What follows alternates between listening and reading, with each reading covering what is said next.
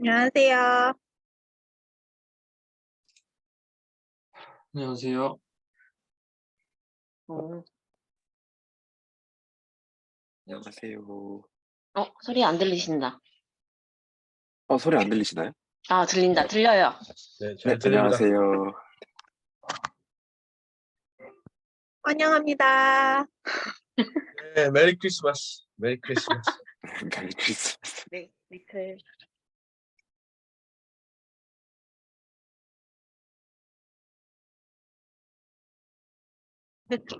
말없이 하트 날리기에 강건희 씨.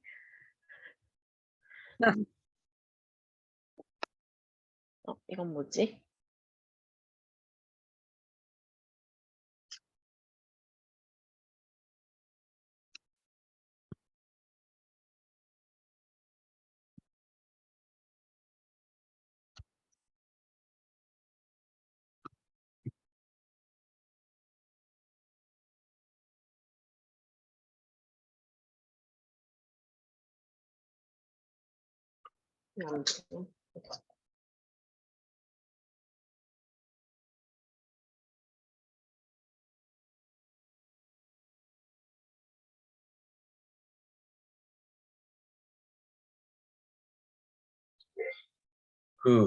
제 거 화면 공유 활성화 해주세요. 네, 잠시만요. 네, 했습니다.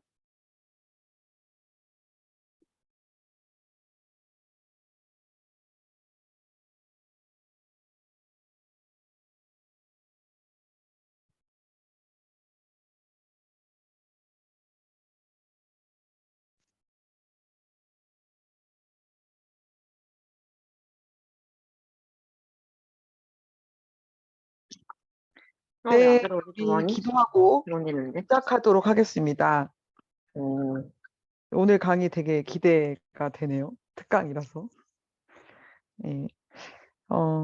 우리 조평수 이사님 오랜만에 뵙는데 한국에 계셨으면 참 좋았을 텐데, 왜냐면 저희 비공식이지만 공식적으로 이제 곧 발표할 건데요. 저희 바로서다랑 사랑의 교회 대학부하고 콜라보 해가지고 사랑의 교회에서 대학 청년회하고 청년회하고 이제 공개 모집을 해가지고 기독교 세계관 아카데미를 3월부터 해서 중간고사, 기말고사가 이제 쉬고 대학부랑 하는 거기 때문에 이제 뭐 부활절 행사 같은 거 있는 날은 좀 빼고 그렇게 해서 8강은 한 10강 정도, 8강에서 10강 정도 아카데미를 하기로 했어요. 그래서 오늘 계속 네, 얘기를 했고 조평세 박사님이 계셨어야 되는데 이게 참 그 이제 사랑의 교회에서 교수님들이 수업이 내용은 좋지만 애들이 지루할까 봐 되게 걱정하시더라고요. 그래서 저한테 일강을 하라고 막 그러시면서 저는 원래 이제 이론적으로 가고 문화막시즘 제가 하는 파트는 좀 실용 적용 파트이기 때문에 뒤에 오는 게 적합하다고 생각했는데 지금 강의를 어떻게 짜야 될지 잘 모르겠어요. 그래서 네, 그러고 있습니다. 그래서 조평세 박사님 일강 하면 딱인데 그래서 아이고, 아니에요. 미국에 계시니까 한국에 책을 빨리 쓰시고 우리 조평세 박사님 책 빨리 쓰시고 한국으로 이사 오시면 좋겠죠, 여러분. 네. 네. 아무튼 윤기도 들어왔네. 네. 우리 토론 아카데미 할 때는 최대한 화면을 켜면 좋을 것 같아요. 서로 얼굴을 보면서 토론하는 거라서 환경이 뭐 정 안 되면 어쩔 수 없지만 끄고 듣지만 말고 같이 토론했으면 좋겠고요. 새로운 친구가 있어요, 지금. 그래서 우리 이요셉 형제님 한번 소개해 볼까요? 인사만 해주세요. 인사만 짧게. 네. 네, 안녕하세요. 네, 저는 세인 형제가 여기 이 자리에 있을 줄 알았는데 없는데 세인 형제 왜 없지? 소개로 들어왔고 저는 이제 28살인데 이제 한동대학교 졸업을 하고 지금은 이제 외무 영사직 시험 그리고 공무직 시험을 준비하고 있습니다. 네, 그래서 너무 귀한 친구가 들어와서 너무 감사하고 한동대에는 진짜 확실히 뭐가 좀 있는 것 같아요. 그리고 한동대 친구들 중에서도 믿음 좋으면서 또 기독교 우파인 친구들을 하나님 많이 붙여주고 계시는데 너무 좋습니다. 그리고 우리 각자 부르심 대로 잘 가서 하나님 나라의 뜻을 따라서 우리 나라를 우리 단체 이름처럼 바로 세우는 시간이 됐으면 좋겠습니다. 그래서 네. 우리 조평세 박사님이 맨 처음에 우리 예배할 때 바로서다 이름과 그 우리 말씀 가지고 특강해 주셨던 내용이 있거든요. 근데 그거를 한번 다시 찍을까 지금 되게 고민을 하고 있어요. 그 내용이 너무 좋았었기 때문에. 그래서 저희는 그 내용이 사실은 기독교 세계관 아카데미 1강이면 되면 되게 좋을 것 같거든요. 근데 현장에 이제서 하는 아카데미다 보니까 멀리서 이거를 온라인으로 할 수도 없고 그래가지고 지금 내년 상반기에 한국어 계획은 없으시죠? 그래서 그런 부분은 좀 같이 논의를 해야 될 것 같아요. 그래서 세계관 아카데미 준비를 어떻게 할 거냐.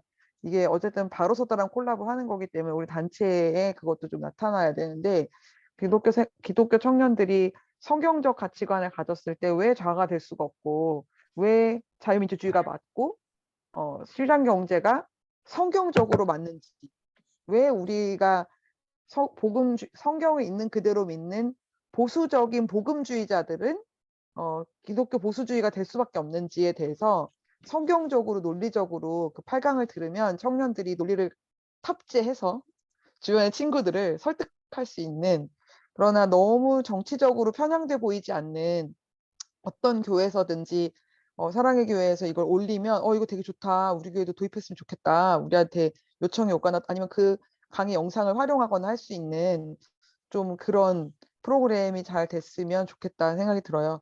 저희가 바로서도 아카데미를 비종교적인 성향으로 하려고 했었으나 앉아있는 애도 다 교회 애들이고 또 오신 강사님들이 다 크리스찬이다 보니까 자기도 모르게 그런 언어를 막 쓰셔가지고 조금 그러긴 하지만 그렇지만 어쨌든 이거는 어떻게 할 거냐면 바로서다는 비기독교 청년 시민단체로 계속 갈 거기 때문에 바로서다 신우회랑 사랑의 교회 대학부랑 콜라보하는 걸로 할 거예요. 네, 국회 어느 회사에도 신우회는 있으니까요. 네. 바로서다는 기독교 단체가 아니라 일반 청년 정치 시민 단체이기 때문에 바로서다의 크리스찬들이 모여 있는 바로서다 신우회를 그렇게 하려고 하고요. 그래서 우리 이호섭 형제님도 앞으로 같이 저희랑 활동하시면서 이런 역할들을 잘 해주시고 그리고 한동대 출신이고 신우회 회장해도 되겠는데? 뭐 그런 하여튼 그런 뭔지 아시겠죠? 이제 그런 컨셉으로 진행을 해서 아무래도 사랑의 교회 대학 청년회에서 온라인에 또 올려주고 그러면 그 좀 뭐라고 해야 되지? 공신력이 좀 믿고 들어도 되는 검증이 좀 되는 자동적으로 약간 그런 이미지가 될 거기 때문에 저희한테 되게 또 중요한 사역이 열린 것 같습니다. 네, 그리고 사랑의 교회 어른들하고도 라인이 있기 때문에 그분들이 많이 도와주실 것 같아요. 그래서 조평세 박사님하고는 이거 바로서다 아카데미 토론교육 진행하는 것만으로도 지금 되게 버거우시겠지만 세계관 아카데미를 짜는 계획하는 거를 좀 같이 고민을 좀 해보면 좋을 것 같고 나중에 한번 따로 연말 연초 좀 바쁠 시간 지나서 통화하고 좀 하면 좋을 것 같아요. 그래서 좀 생각하고 계시면 좋을 것 같고요. 사랑의 교회 얘기하고 있는데 사랑의 교회 형제님 자매님이 화면을 안 켜고 계십니다. 강건이 우리 정윤기 자매 형제 자매님들이 사랑의 교회 우리 바로소다 멤버들인데 우리 바로소다랑 하는 사랑의 교회 대학부 아카데미를 하게 되면 우리 사랑의 교회 멤버들이 주축이 돼서 좀 많은 역할을 해주실 거 가교 브릿지 역할을 잘 해주시겠으면 좋겠습니다. 자 이렇게 소식을 전하는 와중에 사람들이 들어오기를 기다리고 있는데 그래도 이제 시간을 많이 갔으니까 기도하고 시작을 하도록 할게요. 아버지 감사합니다. 오늘 우리 바로서다 오랜만에 토론 리더 교육을 합니다. 우리 귀한 이사님 세워주셔서 우리 청년들을 가르치고 양육하는데 귀한 헌신하게 하시니 감사합니다. 주님 영육간에 강건하게 붙들어 주시고 그 가정과 하시는 모든 사역을 주님께서 책임져 주시기를 간구합니다. 하나님 우리 청년들 아직 많이 부족하고 배워야 되는 이 시기에 있는데 우리가 겸손한 마음으로 하나님께서 주신 이 기회를 잘 성실하게 감당하면서 우리의 영적인 성장뿐 아니라 지식적인 성장 또한 이룰 수 있도록 하나님 도와주시옵소서. 그래서 우리 청년들이 정말로 한국교회를 책임지고 또 우리나라를 바로 세울 수 있는 다음 세대의 리더들로 세워질 수 있도록 정말 지적인 영역을 논리적으로 잘 채울 수 있도록 그래서 따르는 모든 청년들을 논리적으로 잘 설득하고 성경적 가치관을 잘 제시할 수 있으며 또 일반 국민들과 대중들에게 기독교 색깔을 드러내지 않더라도 기독교적 세계관과 가치관이 왜 올바른지 우리가 지향해야 될 부분인지를 정말 논리적으로 잘 설득할 수 있는 논리력과 그러한 레토릭을 갖출 수 있는 그런 교육이 될 수 있도록 하나님 함께하여 주시옵소서. 주님 이 시간 인도하시는 조평세 박사님에게 지혜와 계시형을 부어주시고 듣는 우리에게도 지혜와 계시형을 부어주셔서 우리가 함께 토론하고 배우는 것들이 우리의 살아있는 지식이 될 수 있도록 적용할 수 있는 지식이 될 수 있도록 이 시간 책임져 주시옵소서. 주께 모든 것을 의탁하옵고 예수님의 이름으로 기도드렸습니다. 아멘. 네, 강의 듣도록 하겠습니다. 예, 안녕하세요. 별로 그렇게 많이 준비를 안 했고요. 강의라고 생각 안 하고 그냥 편안하게 들어주시면 되고요. 일단은 지난주 한 2주 전에 하여간 북한 체제를 어떻게 볼 것이냐 관련해서 얘기하다가 이제 시간이 없어서 생략한 거 좀 얘기를 할 텐데 결국엔 제가 박사 논문 쓴 거를 이제 요약한 거예요. 북한 핵도발의 정치 심리학이라는 주제로 박사 논문을 썼는데 북한 체제를 어떻게 볼 것인지 그 내용을 이제 초반에 썼기 때문에 그 내용을 이야기를 할게요. 그러니까 4강이 결국에는 체제를 어떻게 보면 사회주의, 공산주의, 뭐 자본주의, 보수주의 이런 것들을 어떻게 개념을 정리할 것이냐 이런 내용이었는데 4강이 우리 북한을 위에 딱 두고 있기 때문에 상당히 우리한테는 유리해요. 우리 개념을 정립하는 데 있어서 북한을 위에 두고 있음에도 불구하고 헷갈리는 이유는 이제 북한의 어떤 여러 가지 침투와 혼란, 변술에 의한 것이지만 어쨌든 북한이라는 체제를 우리가 위에 두고 있기 때문에 모든 민족성이나 뭐 언어, 뭐 신체적 특성 이런 것들이 다 동일한데도 불구하고 오로지 체제의 차이 때문에 그렇게 크게 결과적으로 70년 만에 완전히 갈라서고 신체적 조건마저 달라지는 그런 현상이 일어났기 때문에 상당히 우리한테는 유리한 입장이에요. 그래서 북한 체제를 이해하는 것만으로 정치 체제의 어떤 옳고 그름을 우리가 판단할 수 있다라는 거. 그래서 북한 체제를 제가 연구한 거는 일단 핵도발이 제가 논문을 쓴 게 2016년, 2017년 이렇게 됐었는데 제가 논문을 쓸 때 북한의 핵도발이 굉장히 많았어요. 그 전에 김일성, 김정일이 했던 핵도발이라 그러면 북한 핵실험하고 미사일 도발 이 두 가지를 북한 핵도발이라 그래요. 그런데 핵도발이 가장 많았는데 김일성, 김정일의 핵도발을 합한 것보다 김정은 시기에 훨씬 더 짧았음에도 불구하고 그다음 그 시기에 했던 핵도발이 훨씬 더 많아요. 그런데 동시에 핵도발이 많았음에도 불구하고 그 와중에 역사적으로 남북 간의 이 만남도 정상회담도 있었고 세 번이나 있었죠. 그전에 한 번, 두 번 있었는데 세 번이나 있었고 심지어 미국하고도 만났어요. 역사상 처음으로 미국하고도 두 번이나 만났어요. 공식적으로 만난 게 두 번이고 판문점에서 잠깐 만난 것도 포함하면 세 번이나 만났어요. 트럼프 대통령. 그래서 무언가 도발도 심해지는데 평화협정 뭔가 이루어질 것 같은 그러한 상황이 많이 있어서 제가 논문 쓰는 시기에 상당히 혼란스러웠죠. 그리고 논문을 대부분의 사람들은 그 당시에 역사적인 만남들이 이루어지고 있고 어마어마한 변화가 북한 체제에 일어날 거라고 얘기를 했기 때문에 다들 통일 내지는 북한의 핵폐기가 다가오고 있다라고 많이 말을 했어요. 그래서 제가 이 논문의 결론은 결국에는 북한은 핵 포기 안 한다거든요. 북한 체제가 무너지지 않는 한 핵은 포기할 수 없다. 이거를 이제 벌써 결론이라고 생각하고 논문을 쓰고 있는데 그 와중에 막 만나는 거예요. 그러니까 상당히 불안했죠. 교수님들도 너무 그렇게 강한 어조로 말하지 말아라. 어떻게 될지 모르니까 계속해서 조언을 했는데 어쨌든 마지막에 논문을 써낼 때까지만 해도 북한이 핵 포기할 가능성이 상당히 높았는데 결국에는 논문이 증명이 됐습니다.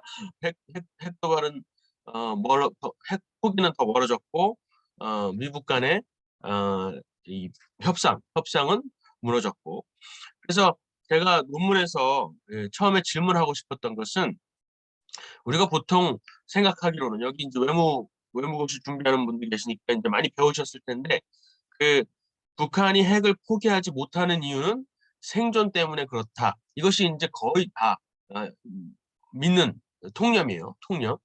북한이 핵을 개발하는 이유는 생존을 위해서 그렇다. 이게 이제 우리가 이해하는 거잖아요. 전 세계적으로 북한을 압박하고 있으니까 또 남한이라는 경쟁 태제가 있고 또 미국이 압박하고 있으니까 핵을 개발하지 않으면 생존이 불가능하다. 그래서 핵을 개발하는 건 당연하고 핵을 포기시키려면 그렇기 때문에 핵을 포기시키려면 압박을 대해야 된다라는 게 이제 보통 통념이에요. 보수 진보 할 것 없이 보통 통념인데 근데 사실은 이제 그 데이터를 들여다보면 전혀 그렇지 않다는 거예요.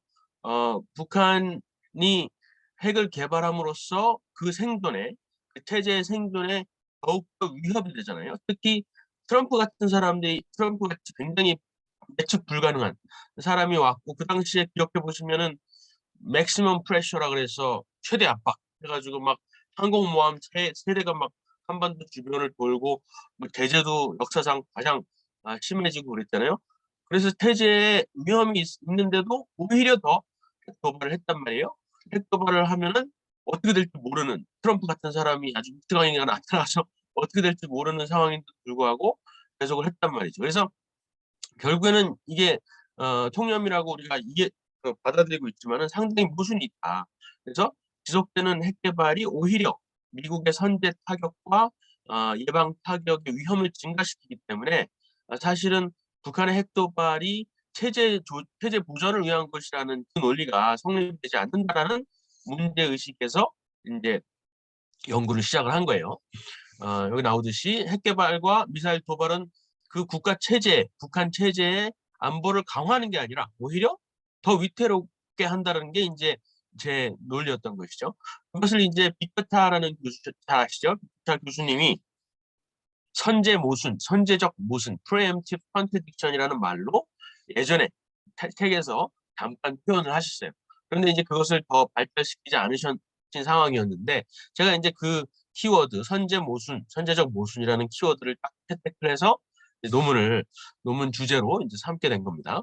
그럼 왜 북한은 그러면 자신의 안보와 생존 가능성에 위협이 더 있는데도 불구하고 핵 도발을 감행할까? 핵 도발을 하는 데는 어떤 그 지도자의 정치 심리적인 그런 배경들이 작용을 할까? 이런 것들을 이제 연구 주제로 삼았습니다.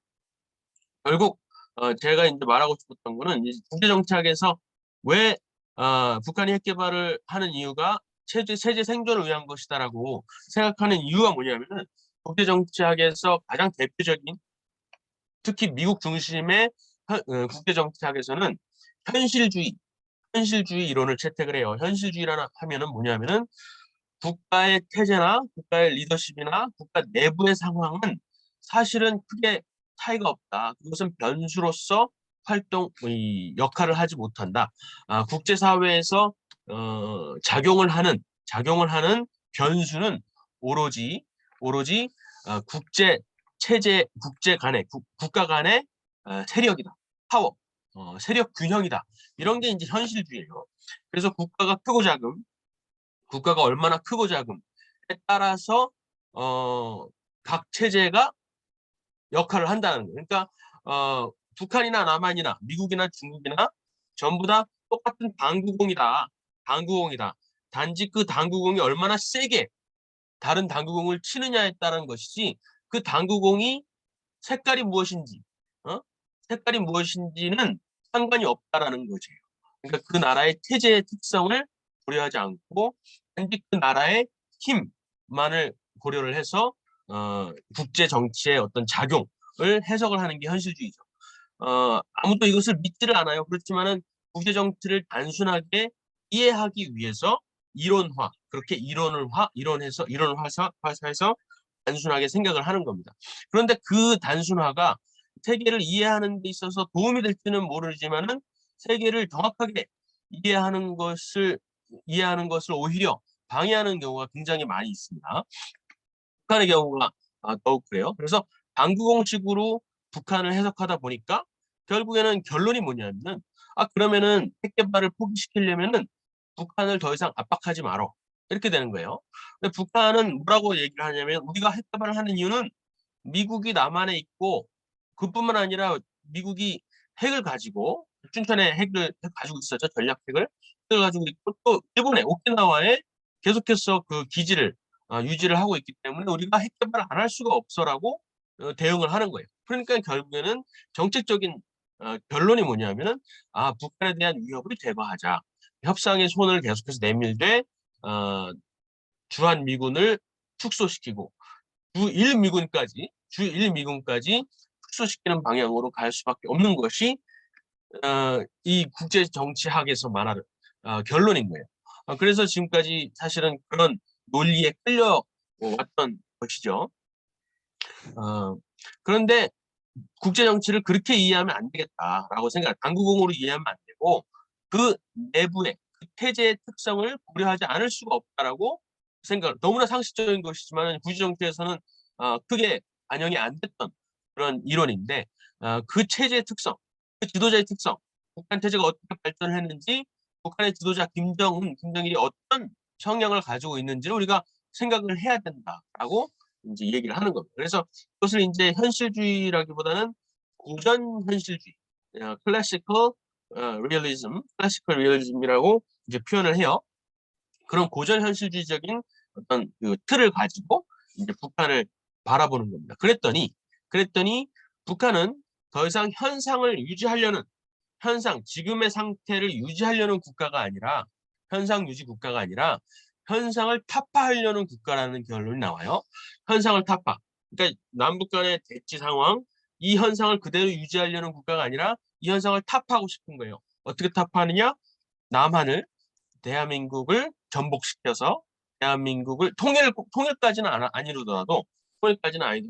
아니더라도 남한을 마음대로 주물를 수 있는, 그죠? 남한을 마음대로 지난 5년 동안 그랬던 것처럼 마음대로 주물을 수 있는 그러한 현상 타파적인 그러한 국가를 만들려는 목적이 있다라고 결론이 나는 겁니다.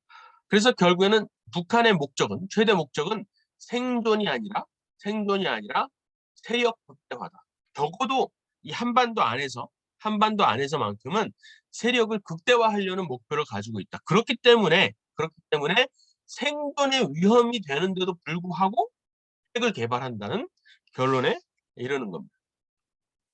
그래서 결국에는 이 국제정치학을 하다 보면은 어떤 북한이라든가 남한이라든가 이런 지역적인 우크라이나 전쟁 이런 지역적인 특성을 고려하지 않고 전체적인 아주 큰 그림에 두루뭉실하고 추상적인 이론을 만들려고 하기 때문에 그런 당구 공식 논리에 빠지는 거예요.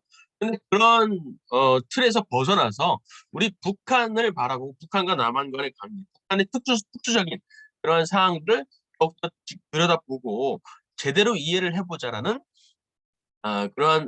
그러한 이제 연구 범위가 이제 설정이 되었어요. 그래서 결론이 뭐냐면은 결국에는 북한은 핵을 포기 안 하는데 핵을 포기 안 하는 이유는 체제 생존을 위해서가 아니라 체제 생존을 위했던 거라면은 핵을 포기하거나 핵을 포기하려는 움직임을 보여야 되는데 그러지 않으니까 결국에는 세력을 극대화하기 위한 것이다. 라는 결론이 났습니다. 그래서 결국엔 대한민국을 전복시키려는 것이다. 주한미군을 철수시키려고 하는 것이다라는 결론이 나왔습니다. 그렇다면 결국 북한의 핵을 포기시키려는 정책을 하려면은 어떻게 해야 돼요? 그 전까지는 위협을 줄여야 되잖아요. 그래야 북한 핵을 폐기할 수 있다고 생각을 했었는데 그게 아니라 오히려 위협을 증가시켜서 체제를 흔들고 체제를 무너뜨려야만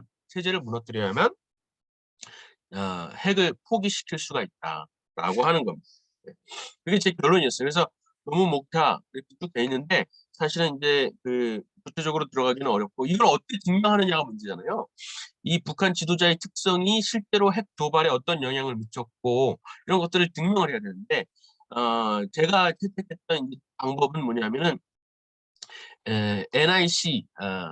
NIC라는 이 틀이 있어요. 이 데이터 이 분석 틀인데 뭐냐면은 북한 지도자가 하는 말들 있잖아요. 특히 신년사에서 하는 말들에서 특정 단어들을 뽑아내는 거예요. 그래서 통계적으로 계산을 해서 산술적으로 계산을 해서 어떤 공격적인 발언, 그러니까 공격적인 발언과 방어적인 발언들을 이제 구분을 해놓겠죠. 공격적인 발언들이 더 많이 나오면은 이제 공격적인 성향을 가지고 있다. 이런 식으로 이제 아주 복잡한 그런 개념으로 이제 도출을 하는 건데, 제가 이제 계산을 해봤더니 여러 가지 데이터를 통해서 계산을 해봤더니 방어적 수정주의, 현상 타파는 현상 타파예요. 현상 유지 국가는 아니에요. 북한은 김일성 때부터. 근데 현상 유지 국가가 여기 위에 있고 현상 타파 국가가 밑에 있는데 현상 타파 국가 중에서도 공격적인 현상 타파 국가와 방어적인 현상 타파 국가 이렇게 나눠져요. 했을 때 제가 데이터를 분석을 해보니까 김일성, 김정일, 김정은 이렇게 이 사람들의 그 언어를 사용하는 발언들을 분석을 해보니까 점점 더 공격적인 방향으로 이 현상 타파성이 전개가 되더라는 것이 이제 증명이 된 거예요. 증거가 된 거예요. 그래서 이제 제 논리를 주장을 할 수가 있었고, 그래서 핵 도발이 더 줄어드는 게 아니라 협상을 하고 뭐 북한에 대한 압박이 더 거세짐에도 불구하고 북한에 대한 압박이 거세지면 방어적인 현상 타파 국가였다면은 점점 더 공격성이 줄어들겠죠. 근데 그게 아니라 공격성이 더 커지는 것을 보면서 김정은은 더 공격적인 그 전 선대보다 더 공격적인 성향을 띠고 있구나. 이것이 이제 증명이 됐습니다. 결국에는 그래서 정책적인 함의가 뭐냐면은 북한 지도자가 비핵화를 할 가능성은 지금 2017년이니까 지금 막 하노이에서 미국을 만나려고 하고 있지만 결국에는 핵 포기를 결코 안 할 것이다. 안 할 것이다라는 것이 이제 결론이었고, 핵 포기를 만약에 한다면 어떤 조건 하에서 핵 포기를 하냐면은 주한미군이 철수하고 주한미군에서 철수해서 끝나는 게 아니라 주일미군, 일본이 주둔하고 있는 미군까지도 철수를 해야 핵 포기의 최소한의 조건이 주어진다. 이렇게 얘기를 했어요. 그런데 그럴 가능성이 없죠. 중국이 있기 때문에 일본에서 철수할 가능성은 전혀 없죠, 미국이. 그렇기 때문에 북한의 핵폐기는 불가능하고 핵폐기를 할 수 있는 유일한 방안은 북한의 체제가 무너지는 것이다. 이렇게 결론을 나왔습니다. 그래서 결국에는 핵폐기를 하기 위해서는 결국은 북한 체제를 무너뜨려야 되느냐라고 이제 나오잖아요. 그렇게 공격적으로 할 수는 없죠. 적어도 마음은 그래도 그렇게 말할 수는 없기 때문에 결국에는 북한의 체제 붕괴를 유도하는 방향으로밖에 정책을 이끌 수가 없는 거예요. 전쟁을 일으킬 수는 없으니까. 근데 그 유도하는 방법 중에 하나는 뭐예요? 정보전. 북한의 정보를 유입시키는 것. 일단은 뭐가 있죠? 뭐 확성기라든가 요즘에 탈북자들이 하고 계시는 풍선, 내부 풍선 이런 것들을 통해서 내부의 정보를 유입을 시켜서 북한 주민들을 깨워서 내부의 반란을 소요 사태를 일으키거나 스스로 뭔가 조정이 일어나게끔 하게 하는 것이죠. 그런데 이제 탈북자들의 어떤 인간 차원에서의 그런 정보 유입은 너무나 한계가 있어요. 특히 이제 정권에 따라서 문재인 정권 같은 정권이 들어서면은 그런 것들이 완전히 차단이 되거나 그리고 그런 것들이 열려 있다 하더라도 민간 차원에서 하는 거는 너무 극히 영향력이 너무나 적거든요. 특히 이제 시골에 아주 작은 뭐 지하 교회라든가 이런 데만 영향을 미칠 뿐이지 정책적인 어떤 큰 국가 체제 차원의 영향력을 미치기가 어렵기 때문에 이 정보 유입을 민간 차원에서 하는 것이 아니라 국가 차원에서 미국과 대한민국 또 일본이 국가 차원에서 정보 유입을 하는 거예요. 그런 게 뭐가 있을까요? 예를 들어서 앨런 머스크가 요즘에 개발하고 있는 우크라이나 전쟁에서 활약을 했죠. 우크라이나 전쟁에서 인터넷 라우터가 없이 인터넷망이 없는데도 불구하고 인공위성을 통해서 인터넷망을 우크라이나에다가 쏴주는 거예요. 그러면은 우크라이나 내에서 아무런 그 라우터가 없고 와이파이가 없는데도 인터넷이 되는 거죠. 자기가 가지고 있는 핸드폰으로. 그래서 그러면은 북한의 사람들이 쓰고 있는 핸드폰 기종이 뭔지를 연구를 해야 되고 그 기종에서 와이파이가 안 잡히고 인공위성에서 쏴주는 인터넷망에 접속할 수 있는 이런 것들을 개발을 해야 되잖아요. 근데 그게 상당히 가까워지고 있어요. 그런 가능성이 높아지고 있어요. 그래서 많은 연구를 하고 있고 북한에서는 이제 선제적으로 이것을 어떻게 차단하려고 노력을 하겠지만 어쨌든 그런 식으로 정보 유입을 국가 차원에서 정말 대규모로 정보 유입을 시켜준다면은 북한의 내부 붕괴라든가 상당한 소요 사태를 우리가 유도를 할 수 있다라는 결론이 납니다. 여기까지는 이제 제가 논문에서 쓰진 않았지만 그러한 것들이 이제 최근에 지난 한 5년 동안 많은 논의가 진행이 되고 있고 미국에 와 있는 탈북자들과 여러 가지 그 학자들, 특히 구글이라든가 이런 빅테크 기업들 있잖아요. 이런 기업들이 많은 연구를 하고 있습니다. 꽤 성과가 많이 있고 앞으로 대한민국 체제가 오케이만 한다면, 대한민국에서 오케이만 한다면 그런 것들이 정책적으로도 이루어질 가능성이 상당히 높이 있습니다. 그래서 북한 얘기는 여기까지 하고요. 북한은 결국에는 극우냐 혹은 극좌냐라고 했을 때 둘 다 요소를 가지고 있어요. 왜냐하면 극우는 누가 있죠? 우리가 보통 생각하기에 극우, 나치, 그죠? 나치. 그리고 극좌는 소련, 스탈린, 그죠? 공산주의, 소련, 스탈린인데 북한을 딱 생각해보면은 당연히 공산주의죠. 공산주의를 시작했어요. 소련과 친하고 중국 공산당이랑 친해서 공산주의를 시작했는데 점점 시대가 흐르면서 순혈주의적인 중국하고도 아니야. 러시아하고도 우리는 거리를 둘 거야. 우리 민족끼리 통일을 해야 되고 우리 민족의 순혈성을 강조하기 시작해요. 그것이 그런 민족주의적인 사고방식이 남한에도 흘러들어와서 반일 민족주의 이런 것들이 막 우리나라의 종북주의 이런 것들이 지금 거의 학대를 장악하고 있죠. 어쨌든 이런 순혈주의 그런 것들을 가지고 있고 상당히 그 나치의 그 인종주의적인 그런 개념들이 북한에 있습니다. 백두혈통이라 그래서 북한을 바라볼 때는 극좌이면서도 극좌 체제다라고 이해를 하는 것이 우리가 중요합니다. 그래서 북한을 극우라고 했을 때 극우의 개념이 이제 성립이 되는 거예요. 우리한테. 그래서 우리 보수 세력을 대한민국 안에 있는 보수 세력을 극우라고 보통 매도를 하잖아요. 언론에서 그렇고 그랬을 때 극우의 정의를 북한이라고 대립을 시키면은 우리를 극우 프레임, 우리 보수 세력을 극우 프레임화 하려는 것이 이제 그런 것에서 벗어날 수가 있는 것이에요. 그래서 북한을 이해할 때는 극우 세력임과 동시에 극자 세력이다라고 이해하는 것이 중요합니다. 북한 체제 관련해서 여기까지 했는데 혹시 질문 있으세요? 질문? 그 트럼프가 이게 언뜻 우리나라 핵 갖는 거에 대해서 또 언급을 했다는 말 언뜻 들었던 것 같기도 하고 막 우리나라 사람들은 가질 수만 있으면 가지면 좋겠다라는 마음을 가진 여론들이 좀 있는 것 같은데 사실 어떤 분 얘기를 들어보니까 또 막 미국 안에서도 그런 뭐 한국이 갖겠다고 하면은 이제는 좀 가질 수 있는 흐름도 있을 것 같다라고 하는 학자들도 조금씩 생겨나는 것 같고 근데 실제로 갖게 되면 미군이 철수하는 거를 의도를 트럼프가 한 게 아닌가 그러면 우리가 사실 눈과 귀가 조금 군사적으로 안보적으로 부족한 면이 없지 않아 있는데 뭐 위성 띄우긴 했지만 약간 그런 부분도 있고 근데 오히려 핵을 갖게 되면은 더 안보에 위험이 되지 않나요? 그 미군이 철수하게 되면 그런 의견에 대해서는 어떻게 생각하시는지 궁금합니다. 일단은 핵을 가지면 이제 트럼프 입장에서는 처음에 이제 핵을 용인하는 남한의 핵을 용인하는 듯한 그러한 말을 했던 것은 크게 어떤 뭐랄까 정책적인 어떤 고려라든가 이런 것들이 없이 했던 발언이에요. 트럼프 대통령의 그냥 그냥 아주 개인적인 그런 얘기인데 지금 최근에 들어서는 이제 남한의 핵 무장을 용인하는 듯한 그런 발언들이 민간 차원에서 일어나고 있어요. 미국의 어떤 정부 차원에서는 절대 그렇게 말을 못하죠.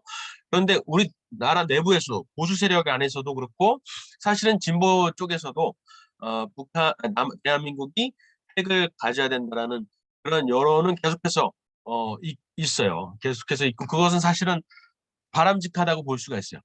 대한민국이 핵을 가져야 된다라는 게 아니라 대한민국이 핵을 가져야 된다라는 논의, 그 논의가 활발하게 이루어지는 것이 중요한 거예요. 핵을 진짜로 가지게 될 가능성은 너무나 없어요. 가능성이 없죠. 왜냐하면 일본이 있기 때문에 우리나라가 핵을 가지면 일본이 핵을 가지지 않을 수가 없거든요. 우리나라 대한민국의 핵을 가지는 이유라고 이렇게 아마 여론조사를 해보면은 북한에 대한 위협도 있지만은 아마 저쪽 진보 쪽에서는 일본을 일본을 가라앉히기 위해서 핵을 개발 이런 얘기들도 많이 있어요. 그러니까 일본 입장에서 느끼기에는 상당한 위협이 되기 때문에 일본도 핵을 가지게 된단 말이에요. 그렇게 되면 이제 NPT 체제라 그래서 비핵 NPT 체제라 그래서 비핵 핵 확산 비핵 뭐라죠? 비핵 확산 그 체제가 무너지는 게 된단 말이에요. 그래서 그 핵 합의가 무너지는 확산 거예요. 금지 조약이요. 비확산 금지 조약 핵 이것이 확산 전혀 핵 확산 완전히 그게 무효화되는 것이기 때문에 그럴 가능성은 없어요. 그렇지만은 그러한 논의를 대한민국의 내부 여론에서 그런 논의를 자꾸 하는 것이 중요한 것이죠. 보수 입장에서나 그냥 대한민국 국민 여론에서 핵을 가져야 된다. 북한이라는 존재가 있기 때문에 북한의 핵을 개발한 이상 앞으로 더욱 개발하고 심지어는 최근에 법까지 바꿨잖아요. 최근에 핵을 사용할 수 있다라는 법을 바꿨어요. 선제적으로 사용할 수 있다라고 법을 바꿨어요. 그래서 우리가 핵을 개발하지 않는 것은 너무나 현실주의적인 입장에서 봐도 너무나 말이 안 된다. 그래서 미국이 핵을 가져오든지 우리가 핵을 개발하든지 이 말을 하고 싶은 거예요. 그래서 그런데 이제 사실은 핵을 개발할 가능성이 없기 때문에 우리가 자체적인 핵을 개발하는 것을 용인할 가능성이 없기 때문에 우리가 유도하는 바는 뭐냐면 우리의 핵 개발 논의를 통해서 미국의 전략핵을 끌어들여 오는 목적이 있는 것이죠. 그죠? 미국의 전략핵을 다시 대한민국의 춘천 땅에 있었던 것처럼 다시 들여오는 거예요. 그것을 꼭 선전할 필요는 없어요. 핵이 여기 있다 이렇게 선전할 필요는 없어요. 그렇지만은 미국의 전략핵이 대한민국에 있을 수도 있다라는 그런 어떤 가정 자체가 북한의 도발 위협을 확 억제시키는 효과가 있는 것이죠. 그래서 그런 논의는 중요하다고 생각을 해요. 네. 감사합니다. 저 박사님 혹시 개인 질문 하나 이거 처음 분석을 하실 때 뭐라 해야 되나 요즘 주류가 되고 있는 그냥 국제 정치 상황 속에서 어쩔 수 없다 당연한 결과다 이런 현실주의 국제 상황적인 분석이 대부분이어가지고 사실 저도 생존과 핵 보유는 당연하다라고 생각하고 있었는데 이런 개인적인 지도자의 비이성적인 선택을 박사님이 분석해서 활용하신 거 보고 굉장히 좀 놀랐거든요. 그래서 좀 신박하고 그런데 혹시 이게 학계에서는 좀 뭐라 해야 되나 정량 평가가 힘들잖아요. 그냥 지도자가 이상해져서 그렇다. 뭐 푸틴이 우크라이나에 쳐들어온 것도 지도자가 너무 망상에 빠져있다. 이런 식으로 치부하면 편하긴 한데 이게 사실 분석상 좀 어렵게 느껴지는데 혹시 이거 학계에서는 대충 어떻게 이를 답하려는지 좀 궁금합니다. 네. 이런 이게 이론화, 그러니까 결국 국제정치학이나 모든 학계가 다 이론화를 중심으로 돌아가잖아요. 사실은 실상, 리얼리티, 현실을 이해하려고 하는 것보다는 이제 어떤 이론의 틀을 만들어서 전 세계의 현상들을 그 이론에 맞춰서 세상을 이해하려고 하는 것이기 때문에 이제 사실 접근부터 문제가 있는 것이죠. 근데 어쨌든 그러한 이론적 틀을 우리가 완전히 회피할 수는 없어요. 그래서 저도 이론적 틀을 이제 어느 정도는 만드는 거예요. 그것이 이제 현실주의는 현실주의인데 현실주의 반대는 이제 우리가 이상주의라고 생각을 하잖아요. 이상주의에 가깝진 않아요. 현실주의에 가깝지만은 현실주의에서 제가 말하려고 하는 그런 지도자의 특성이나 국가 내부의 체제를 고려하는 현실주의가 이제 또 있어요. 그게 뭐냐면은 이제 여기 나오는 니오클래시컬 리얼리스트 모델이라는 게 신고전 현실주의적 모델이라는 것이 한 90년대 말부터 이제 대두가 되기 시작했어요. 그래서 그것이 지금은 아주 이제 소수지만은 그래도 학계에 어느 정도 정설로 존재를 하고 있습니다. 그래서 아마 외국어시 공부하다 보면은 니오클래시컬은 공부할 거예요. 근데 이제 아직까지는 학계에서 활발하게 논의가 되고 있지 않는 이유는 지금 우리 교수님들이 국제정치 교수님들이 공부를 안 하시고 예전에 한 80년대, 90년대 그 당시에 미국에서 공부했던 것을 그대로 반영을 하시는 게 이제 대표적이에요. 그래서 저도 이 이론을 사실은 벌써 10년이나 된 이론인데도 불구하고 이 지도 교수님들한테 이해시키는데 아주 힘들었거든요. 전혀 새로운 정보가 습득이 안 되는 게 우리나라 학계의 문제인데 어쨌든 상당히 그래도 받아들여지고 있는 주류 학술지나 이런 데 벌써 반영이 되어 있는 틀이에요. 이게 뭐냐면 결국에는 이 엑스터널 스티뮬라이 그러니까 그 독립 변수를 국제 상황 그러니까 당구 공식 이론에서 말했던 국제 정치 상황을 독립 변수로 두는 거예요. 근데 이 현실주의는 뭐냐면 이 중간 단계 중간 단계 intervening variable을 없다라고 생각을 하는 거거든요. 중간에 국내 체제 특성이라든가 지도자의 특성 이런 것들을 아예 고려를 안 하고 단순화시키기 위해서 아예 고려를 안 하고 오로지 이 독립 변수 그러니까 이 국가 체제 간의 세력 균형을 통해서 dependent variable 종속 변수가 나타난다. 생존이든 세력 균형이든 이런 것들이 나타난다는 것인데 중간에다가 저는 intervening variable을 넣은 것이죠. 그게 뭐냐면은 국가 체제, 내부 체제, 역사적 배경, 북한이 발달한 역사적 배경, 핵을 개발할 수밖에 없었던 배경, 한국 전쟁부터 시작해서 뭐 주체 수령론 이런 것들이 발달되고 순혈주의 이런 것들이 나오면서 중국이나 러시아의 소련의 핵에 의존할 수가 없는 상황에 이르렀다. 이런 어떤 태제 특성적인 면이 있다라는 것이. 그래서 국제 정치는 국제 어떤 사회의 이런 세력 균형은 독립 변수로 있지만 그것만으로 현상을 해석하기에는 너무나 부족하다. 그래서 그 중간에 intervening variable을 두는 것이에요. 그래서 그것이 이제 저는 지도자의 특성이라고 이제 생각을 한 것이죠. 아이고, 아기가 들어왔네. 아유. 어우. 그냥 무시하시고 계속 하세요. 아니, 사실 그 블로그에다가 글을 적는 중인데 그 시진핑 사상의 등장 배경에 지도자 개인의 요소를 좀 억지로 좀 집어넣고 있는 중인데 일종의 좀 이상주의와 스톡홀름 증후군에 빠져 있다는 좀 어떤 교수님의 말씀을 듣고 일리가 있다 하고 좀 적어놓는 중인데 제 블로그에 좀 도움이 될 것 같습니다. 감사합니다. 네. 이 우크라이나 전쟁도 사실은 그렇게 이해를 하는 게 중요해요. 괜찮아요. 아주 돼요. 우크라이나 전쟁도 푸틴의 어떤 완전히 개인적인 그런 의견이라든가 미치광이 같은 그런 우크라이나를 침략하려는 그러한 것만을 가지고 이해하면은 이제 사실은 오류가 있죠.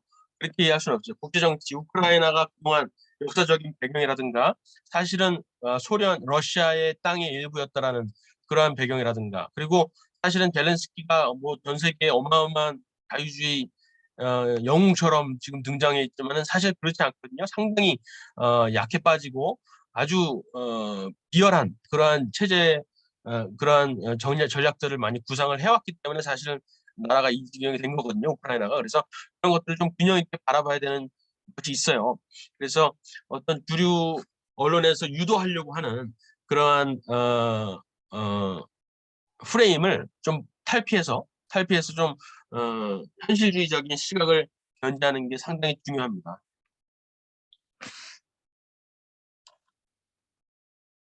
그러면은 네, 박사님 혹시 질문 하나 또 예, 드려도 말씀하세요. 될까요? 그 고전적 현실주의라는 틀 내에서 뭔가 해석을 한다라는 게 되게 흥미롭게 여겨지기도 했는데, 근데 그러면 이제 김정은의 약간 개인의 약간 이 지도자 인식, 북한의 지도자 인식도 같이 따라가면서 이제 국제 정치를 분석을 하는 건데, 사실상 우리가 북한을 이해하는 데 있어서 이제 미국도 중요한 행위자 중에 하나인데, 미국도 이제 지도부들마다 북한에 대한 정책들이 많이 바뀌고, 특히 오바마나 바이든 같은 경우에는 약간 바텀업 방식으로 이제 북한의 핵 변화를 추구하고 트럼프 같은 경우에는 좀 탑바텀 방식으로서 이제 외교적 변화를 줬는데 이 북한의 이런 지도자의 인식 같은 것을 고려했었을 때 미국의 북한의 핵 접근 방식이 어떤 게 조금 더 적합한지 교수님의 의견을 한번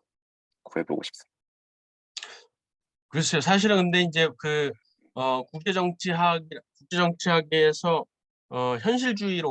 현실주의적인 어떤, 그러니까 미국을 생각했을 때 미국 같은 경우는 미국이 아니라 자유민주주의 체제에서는 이 그 국제 정치에서 현실주의적인, 그러니까 신고전 현실주의가 아니라 현실주의적인, 그러니까 그 바이든이든 오바마든 트럼프든 그런 개인적인 특성과 내부 정치적인 요소들이 적용을 덜해요.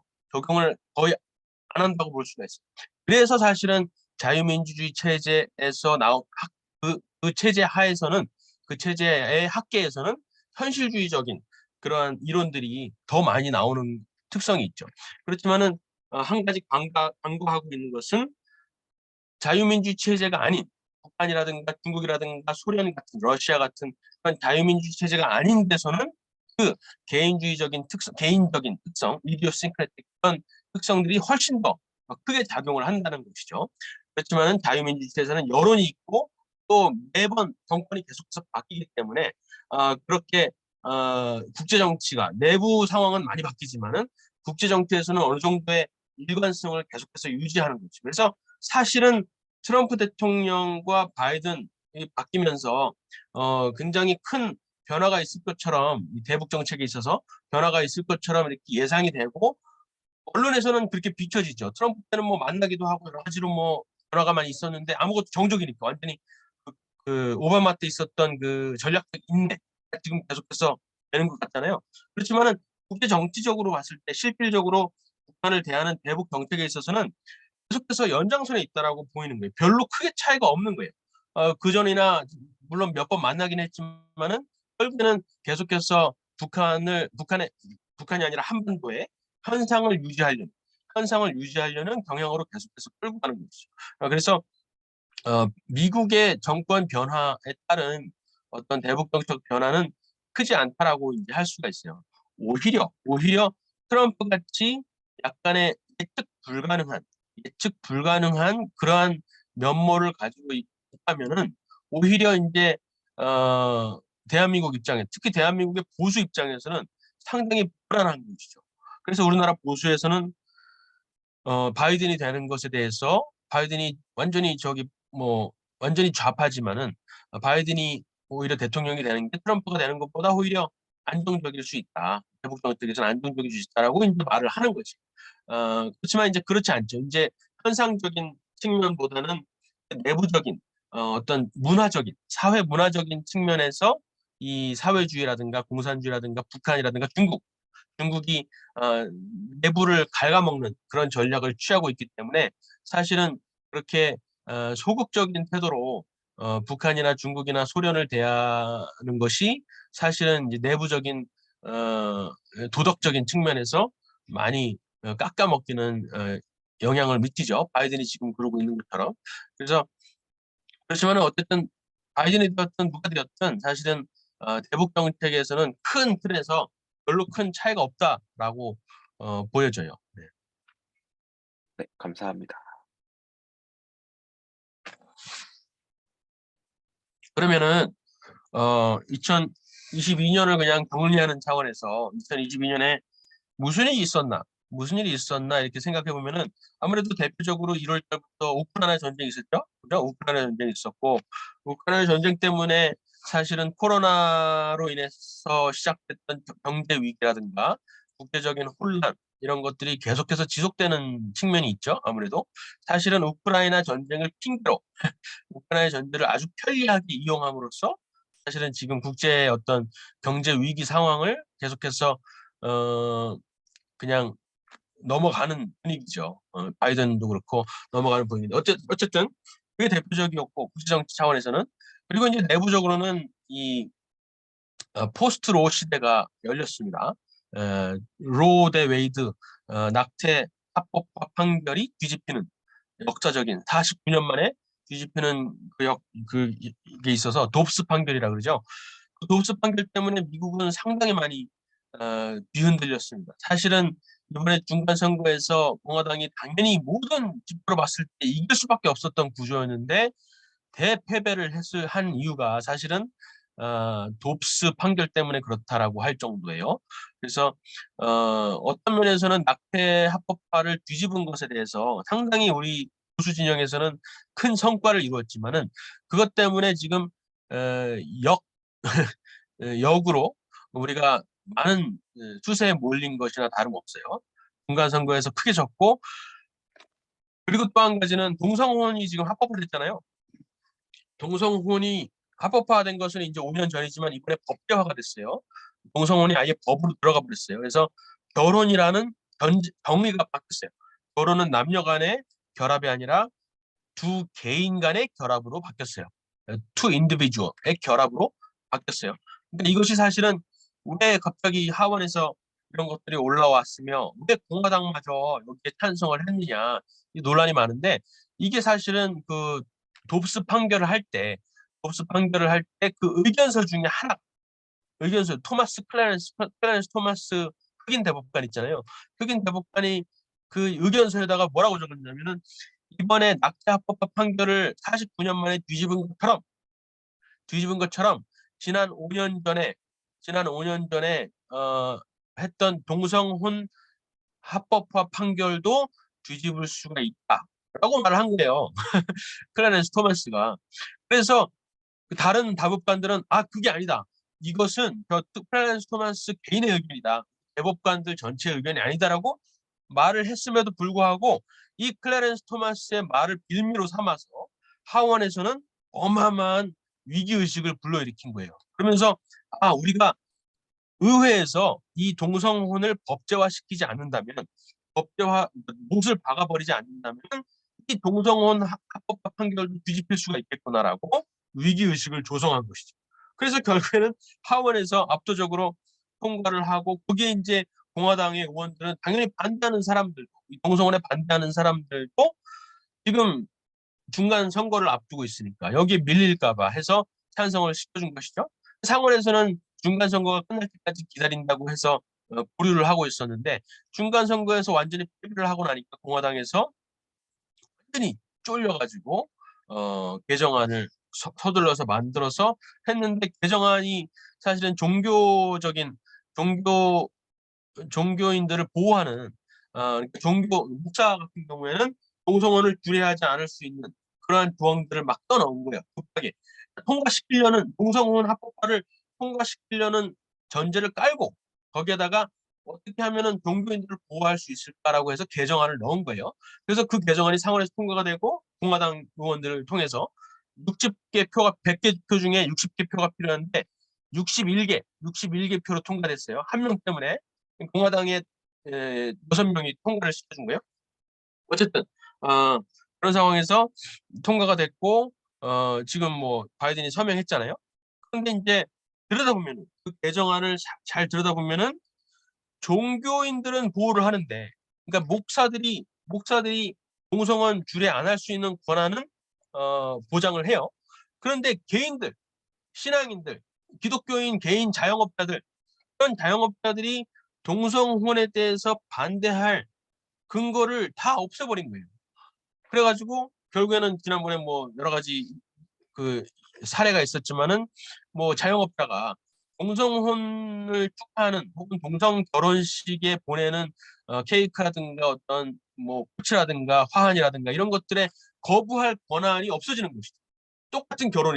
똑같은 결혼이니까 남녀 간의 결혼과 다를 바 없는 똑같은 결혼이니까 거기에 대한 반대할 의견이 없는데 결국에는 자영업자들 그러니까 일반인들 특히 신앙을 가진 개인의 종교적인 신념을 가진 신앙인들이 어마어마한 피해를 볼 수밖에 없는 구조로 지금 법이 바뀐 것입니다. 그래서 상당한 피해가 있는데 그래서 공화당에서는 나름대로 선전한 것이라고 지금 말을 하고 있지만은 사실은 앞으로 한 5년에서 10년 동안 어마어마한 사회적인 혼란이 예상이 돼요. 지금까지 진보에서 했던 방식으로 한다면은 뭐 계속해서 차별금지법이라든가 이런 것들을 통해서 동성혼 우리 동성혼을 축하를 해주세요라고 하면서 일부러 기독교인들을 찾아가서 기독교인 장업 찾아가서 케이크 만들어 주세요, 뭐 웹사이트 제작해 주세요 할 거 아니에요?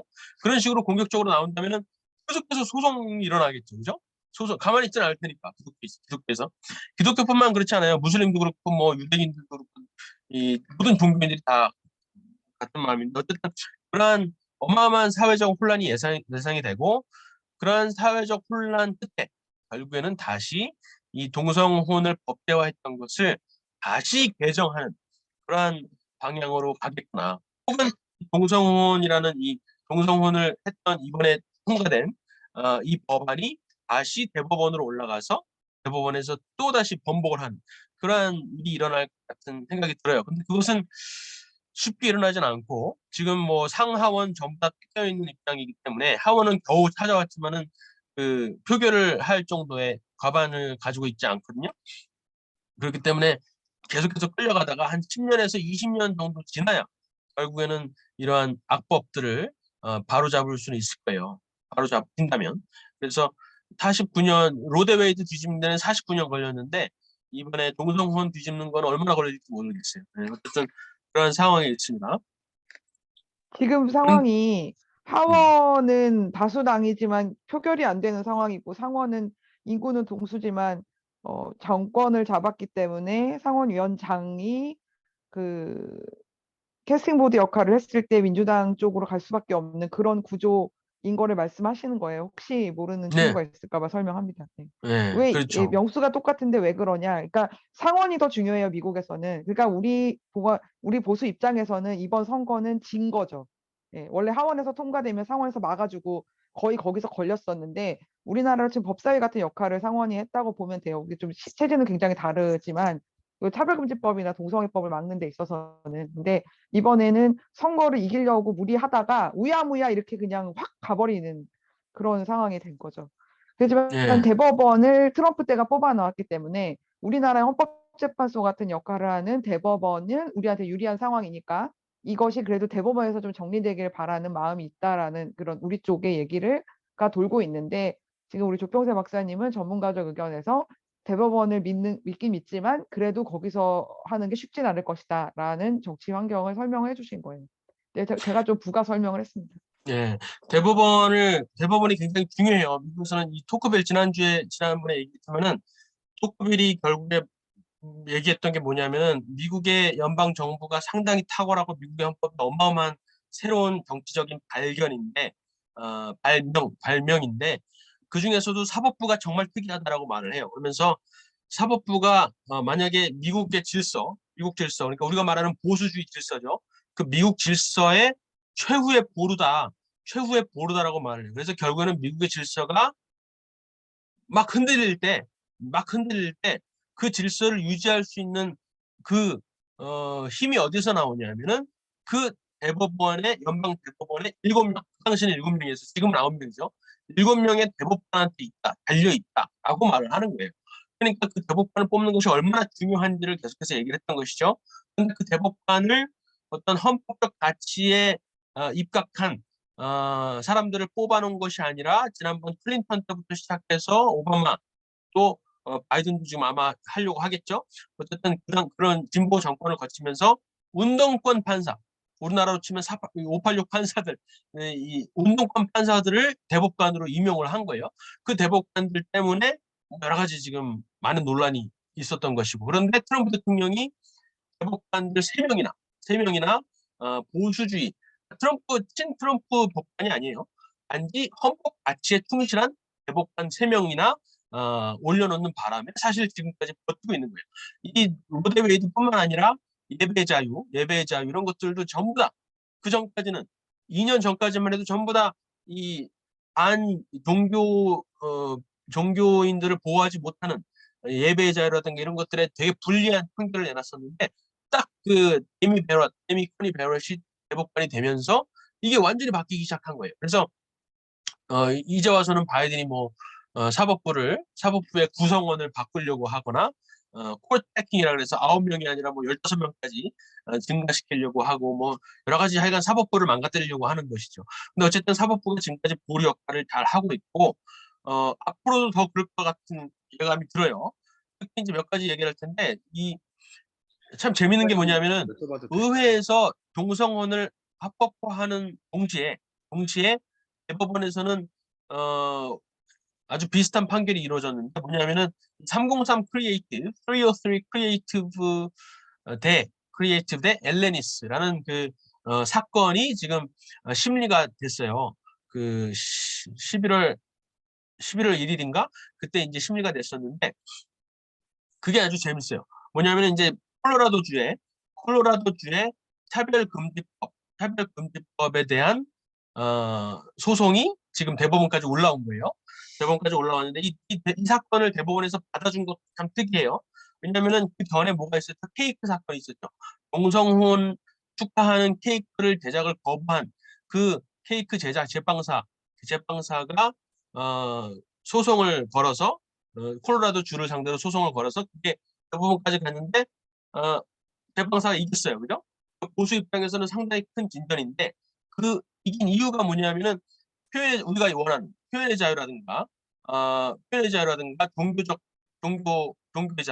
종교의 자유를 근거로 이긴 것이 아니라 그것을 근거로 이긴 것이 아니라 콜로라도 주가 이 케이크 제빵사의 기독교적인 신념을 역차별했다라는 이유로 이거를 그 제빵사 편을 들어준 거예요. 제빵사의 손을 들어준 거예요. 그러니까 사실은 표현의 자유라는 이유로 우리가 이것을 이기려고 했었는데 이 기독교 측에서는 근데 그게 실패를 한 거죠.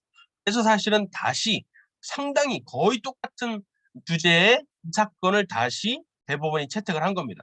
그래서 심리를 했고 내년 한 3월 달에 이제 판결이 나올 건데 거의 콜로라도 주가 이제 패배할 것 같아요. 이게 뭐냐면 303 크리에이티브가 뭐냐면은 이 웹사이트 제작사예요. 웹사이트 제작사가 동성혼을 축하하는 웹사이트를 제작할 수 있느냐 없느냐예요. 있느냐 없느냐. 그러니까 우리나라로 치면은 모바일 청첩장이죠. 모바일 청첩장을 동성혼을 위해서는 나는 안 하겠다. 이 웹사이트 제작사가 나는 동성혼 모바일 청첩장은 안 만들 거야라고 공지를 하고 싶은 거예요. 근데 그 공지를 하려다 보니까 콜로라도 주의 차별금지법에 위반이 되거든요. 그래서 그것을 선제적으로 아직까지 동성혼 문제 아예 결혼 모바일 청첩장을 만들지도 않았어요. 근데 만들기 전에 선제적으로 먼저 이것을 콜로라도 주가 나를 핍박을 할 것이기 때문에 이것을 소송을 건 거예요. 그것이 지금 대법원까지 올라온 겁니다. 그런데 이번에 대법원에서 이제 11월 그때 이제 그 심리하는 것을 제가 쭉 들었는데 상당히 이 콜로라도 주의 차별금지법이 가지고 있는 모순, 이 표현의 자유법과 차별금지법이 충돌하는 이 모순에 대해서 상당히 논리적으로 이 보수 대법관들이 지적을 하는 것이에요. 그래서 심지어 이 진보 측에 속해 있는 엘레나 케이건 같은 대법관 같은 경우에는 운동권은 아니거든요. 다른 대법관들처럼 패탄지 잭슨이라든가 이번에 임명된 흑인 대법관이 있는데 막 운동권은 아니에요. 진보는 진보지만 그런 분들도 상당히 이 차별금지법에는 문제가 있다라고 인식을 하고 있는 것이 드러났어요. 그래서 내년에 이제 2023년에 3월이나 4월에 판결이 나올 텐데 아마도 콜로라도주의 차별금지법을 제한하는 그러한 판결이 나올 것으로 기대를 하고 있습니다. 이것은 우리나라에도 큰 영향을 우리나라뿐만 아니라 뭐 전 세계적으로 차별금지법, 평등법을 도입을 하려고 하는 많은 나라에 큰 영향을 미칠 것입니다. 그래서 우리가 이것을 주목을 하고 있는 것이고요. 그래서 결국은 연방 대법원이 자유민주주의의 최후의 보루의 역할을 하고 있다는 것이 지금 보여주고 있는 것이 나타나고 있는 것입니다. 그리고 또 차근법뿐만 아니라 어퍼머티브 액션이라고 알죠. 하버드 대학교나 뭐 이런 윤리 대학에 흑인들을 우대해서 뽑는 게 있어요. 60년대부터 이것이 진행이 되어 왔는데 그래서 결국에는 흑인들을 순전히 비율로 따져서 이 사람들이 흑인들의 SAT 점수나 내신 점수가 아니라 순전히 비율을 맞추기 위해서 흑인들을 더 많이 뽑는 거예요. 그러다 보니까 누가 차별을 받냐면은 백인은 물론 차별을 받는데 백인보다 더 차별을 받는 게 누구예요? 아시아 한국인들하고 중국인들. 왜냐면 공부를 잘하잖아요. 소수는 소수인데 공부를 잘해요. 그래가지고 하버드에 어마어마하게 많이 들어가잖아요. 그런데 이 커트라인이 백인들보다도 훨씬 더 높고 흑인들보다는 완전히 월등히 높는 거예요. 그래서 SAT 점수가 어마어마하게 차이가 나는데 한국 사람은 못 들어가고 흑인은 들어가고 그런 입장이 지금 오랫동안 이루어졌단 말이에요.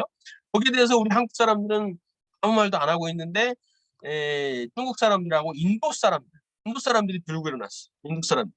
그래서 이제 이게 대법원까지 올라온 거예요. 이것은 결국에는 인종차별이다. 그러니까 인종 역차별이다라고 말하는 거죠. 그러니까 결국 이번에는 이제 표현의 자유법이 아니라 추정헌법 14조에서 차별, 그러니까 인종 간의 차별을 금지하는 이 법안이 유해제가 폐지되면서 1800년대 통과됐잖아요. 14조가. 그것을 근거로 하버드에서 하고 있는 이 입학 정책은 인종차별이다라고 이제 하는 게 이제 대법원에 올라와 있는 거예요. 그런데 전에도 한 19년 전에 2005년인가 그때 똑같은 내용의 그 텍사스 대학에서 똑같은 내용의 이 사건이 올라왔어요. 그때도 텍사스 대학에서 흑인들을 우대한다. 이것은 인종차별이다라고 말을 하는 내용의 법안이 올라왔는데 그때는 통과를 시켰는데 그때는 아니다. 텍사스 대학이 잘하고 있는 것이다라고 했어요. 그러니까는 이 인종차별이 아니다라고 말하는 것이죠. 근데 그 근거가 뭐였냐면 대학에는 흑인도 있고 백인도 있고 유색인들도 많이 다양성이 존중되는 그러한 환경이 조성이 돼야 하기 때문에 텍사스 대학에는 더욱더 그랬겠죠. 백인들이 더 많기 때문에 흑인들이 더 많아야 공부를 더 잘할 수 있는 다양성의 그런 환경이 조성이 되기 때문에 흑인들에 대한 우대 정책은 필요하다라고 결론이 나온 거예요. 대법원에서. 근데 그때 뭐라고 단서를 달았냐면 그 당시에 있었던 진보 대법관도 엘레나 케이건도 뭐라 그랬냐면은 이것이 근데 오래 갈 수는 없다. 이것은 임시적인 조치다. 최대 25년, 앞으로 25년 정도 끌고 가다가 폐기돼야 되는 정책이다라고 말을 했어요. 왜냐하면 이것이 계속해서 이건 임시적으로 흑인들의 비율을 전체 미국 평균만큼 끌어올리기 위한 그러한 임시 방편이지 이러한 조치가 계속되다 보면은 이것은 결국에는 백인들에 대한 역차별이다. 혹은 아시아인들에 대한 역차별이다라고 진보 대법관이 그렇게 말을 한 거예요. 그런데 지금 25년이라고 그때 말을 했었는데 지금 19년이 지난 거죠. 그러니까 이게 다시 대법관으로 올라와서 논의를 할 시점이 됐다라고 말을 하는 겁니다. 그래서 지금 두 개 사건이 11월 31일 날 심리를 했어요. 그래서 내년 3월에 또 이것도 내년 3월에 판결문이 나올 텐데 거의 이 어퍼메티브 액션, 소수자 우대 정책이 뒤집힐 것 같은 상황이 되는 거예요. 그래서 한국인들이나 뭐 아시아 입장에서는 상당히 유리한 게 아니죠. 공평한 조건으로 입학 조건이 바뀌게 되는 그러한 사건인 것이죠. 그래서 사금법이나 이 어퍼메티브 액션 둘 다 같은 선상에서 진보적인 어떤 급진적인 평등 정책이라고 할 수가 있잖아요. 그런데 그것을 지금 뒤집는 역사가 지금 연방 대법원을 통해서 일어나고 있다라고 지금 보이는 거죠. 이것을 계속해서 이 미국의 대법원까지 우리가 신경 써야 되느냐라는 의문이 있지만 대법원의 움직임을 파악을 하는 것이 여기서 나오는 논리들이 지금 우리나라의 차근법을 싸우는 데서 상당히 유용하기 때문에 우리가 이것을 공부할 필요가 있습니다. 박사님, 예. 한 가지 질문이 있습니다. 네. 그 동성혼 결혼 합법화와 관련해서 궁금했던 부분인데, 사실 저희가 이제 기독교인으로서는 당연히 어떤 동성혼을 반대하는 입장이고, 특히나 뭐 추가적으로 이 LGBTQ에게 특혜를 준다 내지 political correctness 관련해서 이게 특혜를 준다라는 차원에서 반대를 할 수는 있겠지만 그것이 아니고서는 그 외에 기독교인이 아닌 이상 이 동성혼에 대해서 반대를 하는 어떤 논리가 무엇인가요? 그렇죠. 아주 중요한 질문이에요. 이것이 기독교인들만의 싸움이냐, 동성혼을 반대하고 LGBT를 반대하는 것이 동성애 자체를 젠더 이데올로기에 반대하는 것이 기독교인들만의 싸움으로 지금 프레임화가 되어 있잖아요. 그렇지만은 이것을 기독교인이 아니라는 입장에서 기독교인이 아니라 그냥 일반인 입장에서도 이것을 변호할 수 있어야 되잖아요. 이것은 보편성, 우리는 보편성의 어떤 논리를 가지고 싸워야 되기 때문에. 그런데 그런 논리들이 이제 최근에 많이 개발이 되고 있는 거예요. 기독교인들도 그런 것을 알고 기독교인이 아닌 입장에서 계속해서 생각을 할 거 아니에요. 우리도 사실 그래야 되는 입장이고. 그랬을 때 문명사적인 차원에서 이 동성혼, 그러니까 동성애까지는 뭐 그렇게 하더라도 동성 결혼을 존중하는 것이 일반인 입장에서 어떠한 영향을 미치는가를 우리가 생각을 해봐야 돼요. 그랬을 경우에 동성 결혼을 인정하는 것을 무엇을 의미해요? 똑같은 남녀 간의 부부가 누리는 모든 혜택들을 동성애자들도 똑같이 누리는 것을 의미하는데, 그것을 하려고 지금 동성혼을 합법화하는 거잖아요. 그런 혜택들 중에는 뭐가 있어요? 가장 대표적으로는 자녀죠, 자녀. 결혼이라는 것은 결국 자녀, 가정, 이것을 이루기 위한 것이 결혼인데, 자녀를 동성애자들도 누리고 싶은 거예요. 키우고 싶은 거예요. 만들고 싶은 것이죠. 그러니까 결국에는 그렇게 되면은 이제 과학의 발전에도 이제 같이 맞물려서 영향이 되는 것이지만, 그렇다면 동성이 어떻게 자녀를 갖느냐라고 했을 때, 그럼 결국에는 이제 뭐 인공 수정이라든가 여러 가지 과학적인 그런 것들이 들어가겠죠. 그리고 또 한 가지 도덕적으로 봤을 때 남자와 남자로 구성된 엄마 아빠를 가진 자녀가 제대로 크겠느냐를 이제 보는 거예요. 운명사적으로 이게 무슨 이제 저쪽 진보 쪽에서 얘기하는 것은 동성애는 인류 최초 시작부터 오래된 것이다라고 말을 하잖아요. 그렇지만은 그렇지 않아요. 그렇지 않아요. 상당히 최근에 20세기 들어서야 있는 어떤 아주 급진적인 어떤 행태라고 할 수 있어요. 아주 극소수의 로마나 이런 데서 아주 극소수의 변태적인 성욕 행위가 있었을지 몰라도 이것이 보편화되는 것은 아주 최근이란 말이에요. 그렇기 때문에 이런 남자와 남자가 자녀를 기르는 것이 그 아동한테 바람직하느냐, 문명사적으로 봤을 때 바람직하느냐를 이제 따져봐야 되는 거죠. 그렇지 않다라는 결론을 이제 내려야 되는 거죠. 그래서 지금 최근에도 이제 얼마 전에 번역된 것이 책이 하나 있는데, 우리 아이들은 정말 안전한가? 제가 영어로는 Them vs. Us라는 책이에요. 우리나라 말로는 다르게 번역이 됐는데, 이 책이 얼마 전에 출간이 됐어요. 하선희 콜슨 펠로우 대표님이 번역을 하신 거예요. 한번 찾아보세요. Them vs. Us라는 책. 이게 뭐냐면은 이 저자가 케이티 파우스트라는 사람인데, 저자가 이 레즈비안 부모 밑에서 자란 사람이에요. 그러니까 여자 아빠를 두고 있었어요. 여자 아빠, 웃기죠? 여자 아빠와 여자 엄마를 두고 자라난 사람인데, 이 사람이 이제 성장을 하면서 많은 고통과 많은 피해와 이런 것들을 받으면서 이제 나중에 학자가 돼서 연구를 한 게 뭐냐면은 동성 엄마 아빠를 두고 자라난 아이들의 통계를 쭉 내본 거예요. 했을 때 이 아이들이 너무나 불행하다는 거예요. 자살률이라든가 어떤 정서적인 어떤 문제라든가, 혹은 이 아이들의 어떤 심각한 정신병, 이런 것들을 봤을 때 동성 부모를 가진 아이들은 정상적으로 크는 경우가 거의 없다라고 말을 하는 거예요. 거의 없다라고 말. 그러면서 이제 전혀 기독교적인 색채를 드러내지 않으면서 순전히 도덕적인 차원에서 이것은 아이들에게 너무나 가혹한 이기심이다. 어른들, 특히 이 동성애자들의 너무나 가혹한 이기심에 비롯된 것이다라는 그런 결론을 내고 있습니다.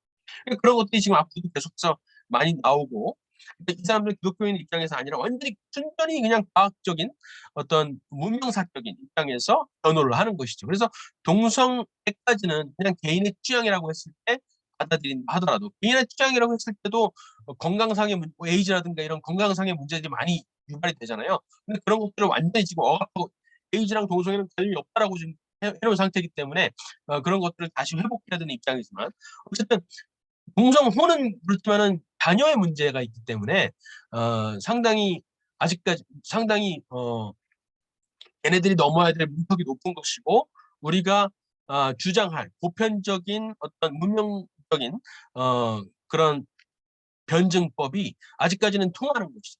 그래서 그런 것들을 우리가 계속해서 개발해야 된다라고 생각을 해요. 그래서 사실은 이 차근법을 콜로라도주의 차근법을 반대하는 것도 이 ADF라는 이 법조인단, 기독교인 법조인단이 밀고 나가는 거거든요.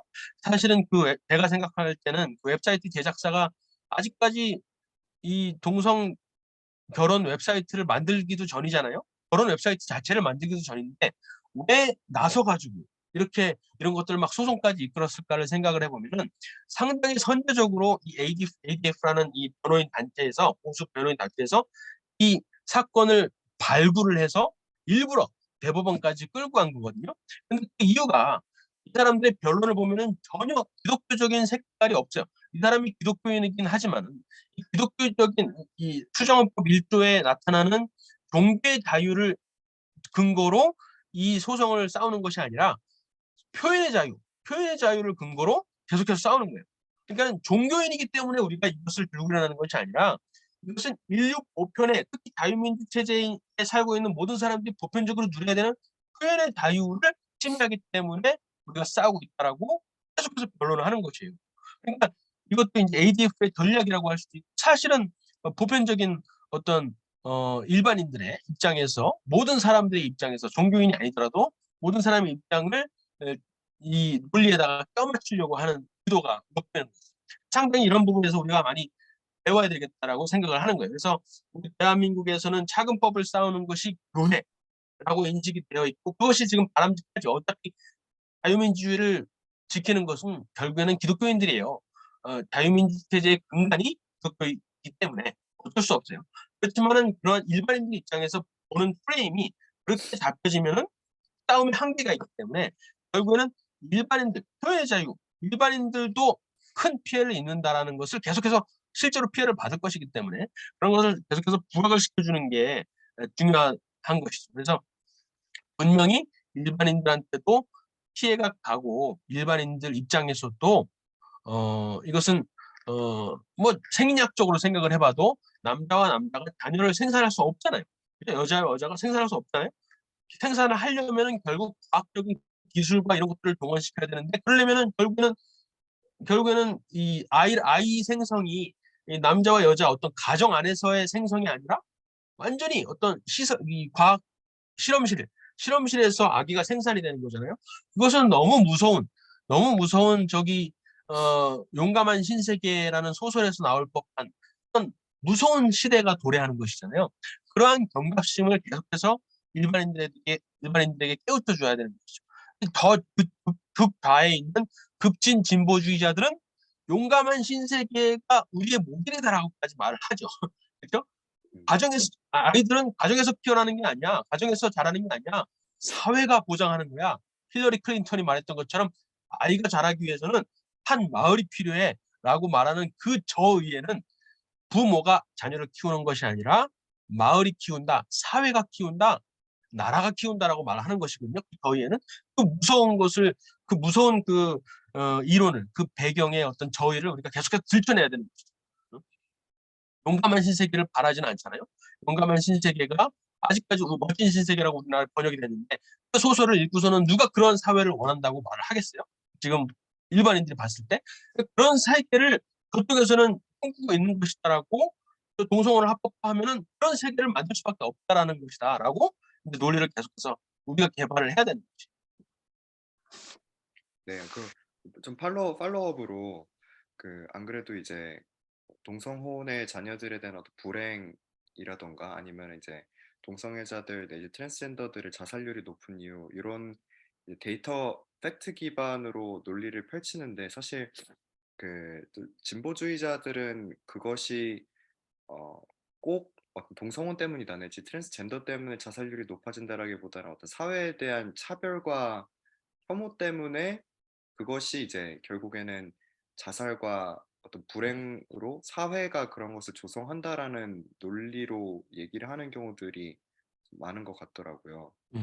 근데 맞아요. 걔네들이 대표적으로 하는 얘기가 결국에는 자살률이 혐오 때문에 일어나는 것이다. 차별 때문에 일어나는 것이다인데 그 논리가 들여다보면은 너무 빈약해요. 너무 빈약해요. 실제로 LGBTQ라고 말을 하는, 그러니까 대학에서 LGBTQ 클럽이라든가 하버드나 이런 데서 LGBTQ 클럽에 가입하면은 미래가 보장이 돼요. 미래가 보장이 돼. LGBT로 내가 게이야. 내가 사실 영국에서 공부를 했을 때 영국은 훨씬 더 앞서 나갔잖아요. 영국에서 공부를 했을 때 내가 차라리 게이라고 커밍아웃을 했으면, 내가 게이였으면 정말 여러 가지 면에서 내가 유리했겠구나라고 생각을 했던 게 한번이 아니에요. 성적도 그렇고 교수들과의 관계, 사회적인 어떤 이 인정, 사회적인 인정, 그리고 졸업을 한 다음에 취직, 이런 것들도 게이나 레즈비언이 훨씬 더 유리하거든요. 훨씬 더 유리하거든요. LGBT 클럽에 가입한다는 것 그 자체만으로 나한테 주어지는 용돈이 있어요. 용돈이 있어요. LGBT 클럽에 어마어마한 대학에서 예산을 투입을 하거든요. 그러니까는 클럽은 돈이 많아요. 자기네들 집도 만들고 막 집도 뭐라 그래, 하숙하고 그래요. 그러니까 이런 면에서 걔네들이 차별을 받는다는 게 얼마나 거짓말인지가 있고, 우리나라 미국도 마찬가지고. 그래서 그런 내용들을 하나하나 이렇게 들여다보면은 사실은 그 사람들의 우울함, 우울증, 그리고 요즘 그런 간증들이 많이 나오긴 해요. 지금 좀 이따가 얘기할 건데, 지금 얘기할게요, 그냥. Rapid Onset Gender Dysphoria라고 이 ROGD라는 게 지금 최근에 급등을 하고 있는데, 이게 뭐냐면은, 그러니까 젠더 혼란성이라고 그러죠. 젠더 혼동성. 그래서 내가 남자인지 여자인지 잘 모르겠어라고 말을 하는 젠더 혼란 성이 예전에는 성인 남자들한테 굉장히 많았어요.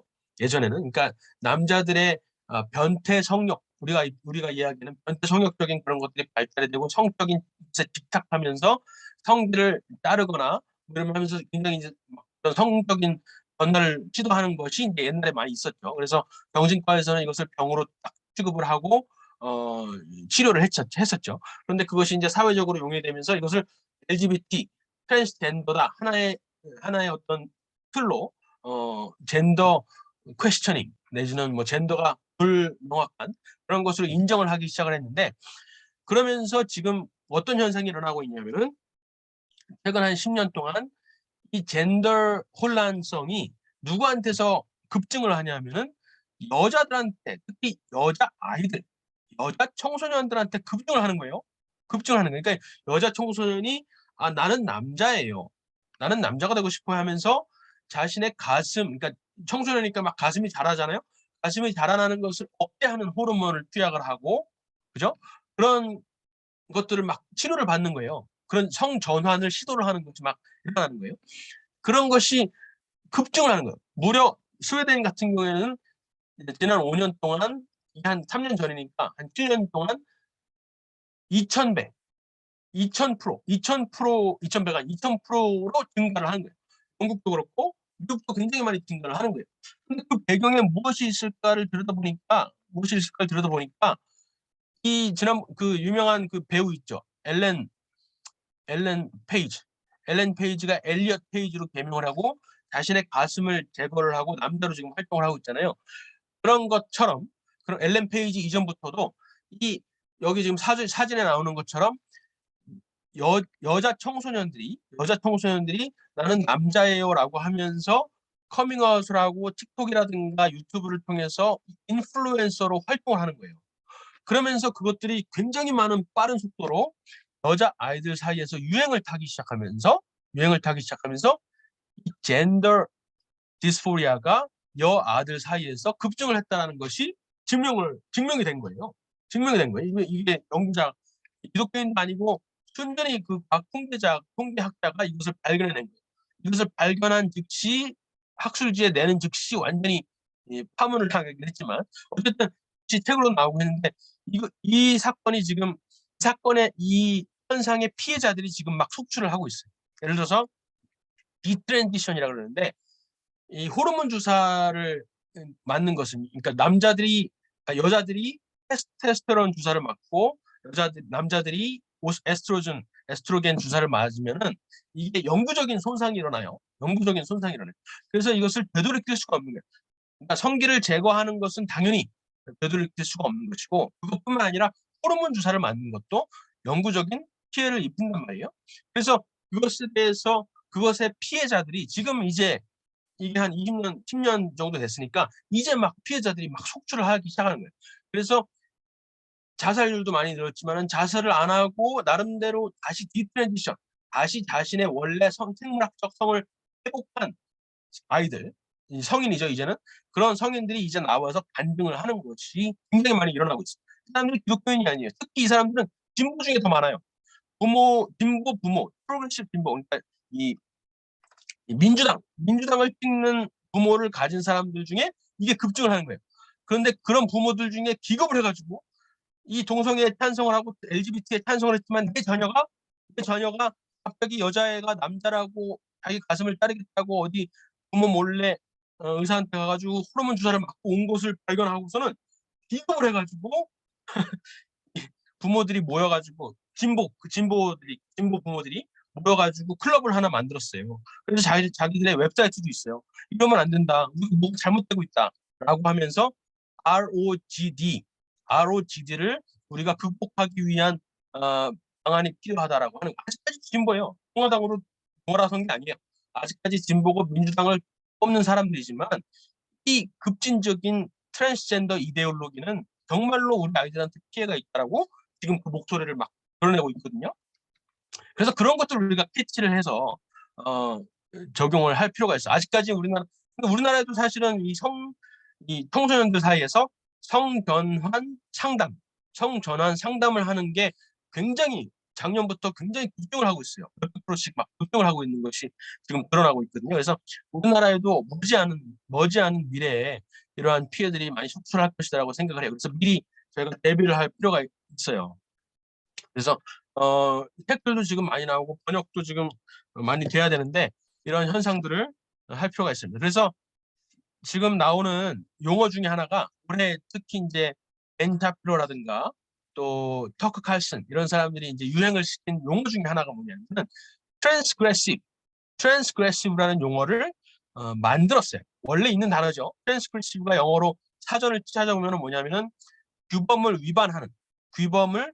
사회적인 규범이라든가 도덕적인 규범을 위반하는 것을 트랜스그레시브라 그래요. 그런데 이제 이것을 있는 단어를 쪼개서 벤 샤피로가 트랜스젠더 이데올로기와 프로그레시브, 진보 이것을 이제 결합해서 트랜스그레시브라고 표현을 하는 거예요. 그래서 저 사람들이 프로그레시브라고 진보라고 스스로 말을 하지만은 이것이 도덕적인 어떤 규범, 인간의 상식을 넘어서는 상식을 초월하는 어떤 상당히 트랜스그레시브한 그런 이데올로기를 저들이 퍼뜨리고 있다. 생물학적인, 과학적인 정의를 완전히 바꿔버리는 남자와 여자 이것을 완전히 바꿔버리는 그러한 것을 진보라고 저 사람들이 내세우고 있다라고 고발을 하는 거예요. 트랜스그레시브라는 용어를 통해서. 그래서 트랜스그레시브라는 다큐멘터리도 나오고 지금 그런 용어들을 이제는 벤 샤피로 같은 경우에는 민주당을 프로그레시브라고 말을 안 하고 트랜스그레시브라고 아예 말을 해요. 말을 붙여요. 그런 식으로 우리도 계속해서 미리 선제적으로 용어들을 이렇게 선점하고 만들어낼 필요가 있죠. 어쨌든 그래서 지금 트랜스그레시브들의 어떤 부상이 일어나고 있고 민주당은 완전히 저쪽에 끌려가고 있는 이 데모크래트는 레프트 아주 극좌 far left한테 끌려가고 있는 트랜스그레시브 세력이 되었고 이제 보수는 이제 나름대로 이 어떤 기독교적인 가치관이라고 하면 우리끼리의 말이 되니까 어떤 자유문명적인 어떤 가치관, 전통적인 가치관들을 유지하고 보수하려는 사람들이 이제 보수에 있는 거예요. 그런데 보수 안에도 균열이 있어요. 균열. 그 얘기를 하고 싶은데 이제 트럼프 대통령으로 이 균열이 대두가 되었다라고 할 수가 있죠. 트럼프 대통령이 가장 잘한 것은 뭐냐면 대법관들을 임명한 것이죠. 그리고 이스라엘 정책에 있어서는 상당히 누가 봐도 칭찬할 만한 정책을 펼쳤어요. 그런데 우리나라 입장에서는 대북 정책에 있어서 상당히 북한 인정을 만나준 것만으로 해도 상당히 큰 피해를 입혔고 그리고 사회적으로 맨 마지막에는 이제 부정선거에 올라타기 시작하면서 1월 6일 날 그 어마어마한 의회 폭동을 사실은 일으킨 것이나 다름없는 그런 혼란을 조성을 시키면서 이 보수 진영을 확 쪼개놓은 거예요. 보수 진영을 쪼개놓은 거예요. 그러면서 이제 보수 진영 안에 이 마가 세력이라고 하는, 마가는 뜻은 좋은데 하여간 마가 세력이라고 하는 이 극단주의적인 기독교 배경을 가지고 있지만은 상당히 극단주의적이고 반자유민주적인 그런 세력이 이쪽 한 측에 있고, 그러니까 보통 트럼프 혹은 보수당을 봤을 때 일반인들 입장에서는 그 마가 세력이 너무나 커 보이는 것이죠. 그렇다고 그래가지고 이 진보 쪽에는 트랜스그레시브, 완전히 급진적으로 과학적인 어떤 논리마저도 뒤집으려고 하는 트랜스그레시브 세력이 이쪽 한편에는 있는 거예요. 그래서 보수와 진보 사이에, 그러니까 이 기독교 입장에서 보는 게 아니라 일반인들 입장에서 보는 거예요. 봤을 때 이 양극화 현상이 너무나 크다라는 것이죠. 이 미국 사회지. 그래서 이 양극화에 대한 피로감, 이쪽이나 트럼프 지지자들이나 이 트랜스그레시브들이나 너무나 극단적이다라고 하는 여론이 지금 미국 안에서 보수뿐만 아니라 전체적으로 일어나고 있습니다. 그래서 우리가 보통 중도라고 얘기하는, 중도라는 말에는 어폐가 있죠. 어쨌든 그런 어떤 이쪽 양극단을 피할 수 있는 그러한 대안을 지금 찾고 있는 것인데, 민주당에서는 그런 대안이 보이질 않는 거예요. 민주당에서는 다른 민주당의 저 부통령 해리스도 그렇고 나오는 후보들이 전부 다 오히려 바이든보다 더 급진적인 입장이 더 많아요. 그래서 보수 쪽에서 희망을 가지는 것인데, 트럼프의 지지 세력에서는 똑같은, 적어도 일반인들이 생각하기에는 트럼프 하면은 1월 6일 의회 폭동을 연상을 시키기 때문에 거기하고는 거리를 두고 싶단 말이에요. 그래서 그 대안을 찾고 있는 중에 여기 나오는 드산티스라든가 니키 헤일이라든가 폼페오, 그리고 글렌 영킨 버지니아 주지사, 이런 사람들이, 그리고 펜스도 있죠. 이런 사람들이 이제 중간에 있는 사람들한테 약간의 호감을 사고 있다는 거죠. 근데 이제 우리 입장에서 이제 고무적인 것은, 이게 지금 뭐 5명이 얼굴 나왔으니까 이 5명 중에 무려 2명이나, 지금까지는 없었는데 무려 2명이나 아주 복음주의적인 기독교인이라는, 아주 복음주의적인 읽진 않았어요. 마이크 펜스, 예, 그 지금까지는 복음주의 기독교인이 없었거든요. 카터가 사실은 복음주의 기독교라는 그 이름을 걸고 나왔지만은 실제로 복음주의 기독교인이 아니었고, 그렇지만 진짜 자기의 삶부터 완전히 기도를 시작하고 평경 구절을 달달 외우고 말끝마다 그런 복음주의적인 내용이 나오는 듯한 사람이 무려 2명이나 있어요. 펜스가 있고 펜스랑 폼페오가 그런 복음주의적인 기독교인인데, 이런 사람들이 정치권에 앞장서서 이렇게 대선 후보까지도 생각하는 거는 정말로 우리한테는 고무적인 것이죠. 그리고 그러면서도 인기가 나름대로 물론 아직까지는 트럼프나 드산티스의 그것에 못 미치지만, 그래도 펜스 같은 경우에는 2자릿수로 회복을 했어요. 그래서 상당히 고무적이다라고 할 수가 있는 것이죠. 그래서 결국에는 펜스든 폼페오든 둘 다 대선 후보로는 안 될 거예요. 결국에는 드산티스가 나올 것 같은데, 트럼프를 이긴다면. 근데 이제 드산티스한테 그 복음주의적인 그 기독교인들이 영향을 미쳐야 되는 것이죠. 드산티스는 카톨릭이고 그래도 정통적인 어떤 가정관이라든가 굉장히 보수주의적인 가치관을 가지고 있지만 어떤 성교적인, 우리 기독교 입장에서 말하는 성교사적이고 어떤 섭리적인 그러한 세계관을 가지고 있지는 않기 때문에, 어쩔 수 없이 않기 때문에, 그런 것들을 보고 트럼프한테 그랬던 것처럼, 트럼프가 보수주의자가 아니지만 트럼프한테 펜스 같은 사람이 붙어가지고 보수주의자 대법관들을 소개하고 해서 몇 가지 아주 좋은 결정적인 보수주의적인 정책을 펼쳤던 것처럼, 그런 영향을 이제 드산티스한테 미쳐야 되는, 지금 이제 과제가 공화당한테 있는 겁니다. 그래서 결국에는 이제 빨리 마무리를 하자면은, 교훈이라고 하면은 우리가 이 자유민주주의 체제, 우리가 보편적으로, 기독교인이 아니라 보편적으로 누리고 있는 이 자유 문명이 결국에는 그 뿌리에 기독교가 있었다라는 것을 우리가 확실히 가질 필요가 있습니다. 그래서 기독교가 나서서 이 자유민주주의를 수호하는 것에 대해서 부끄러워할 필요가 없다는 거예요. 이건 너무나 당연한 것이고 우리가 아니면 안 돼요. 기독교 청년들이 안 하면은 안 돼요. 사랑의 교회나 이런 이 기독교 색채를 벗어버리고서는 이 바로서다도 나름대로 나서려고 했지만 결국에는 안 되는데 그것에 대해서 크게 막 부끄러워하거나 이러면 안 되는데라고 생각할 필요가 없다는 거예요. 어쩔 수 없이 자유민주주의 체제를 수호하는 것은 결국 기독 청년들이 될 수밖에 없다라고 하는 것이죠.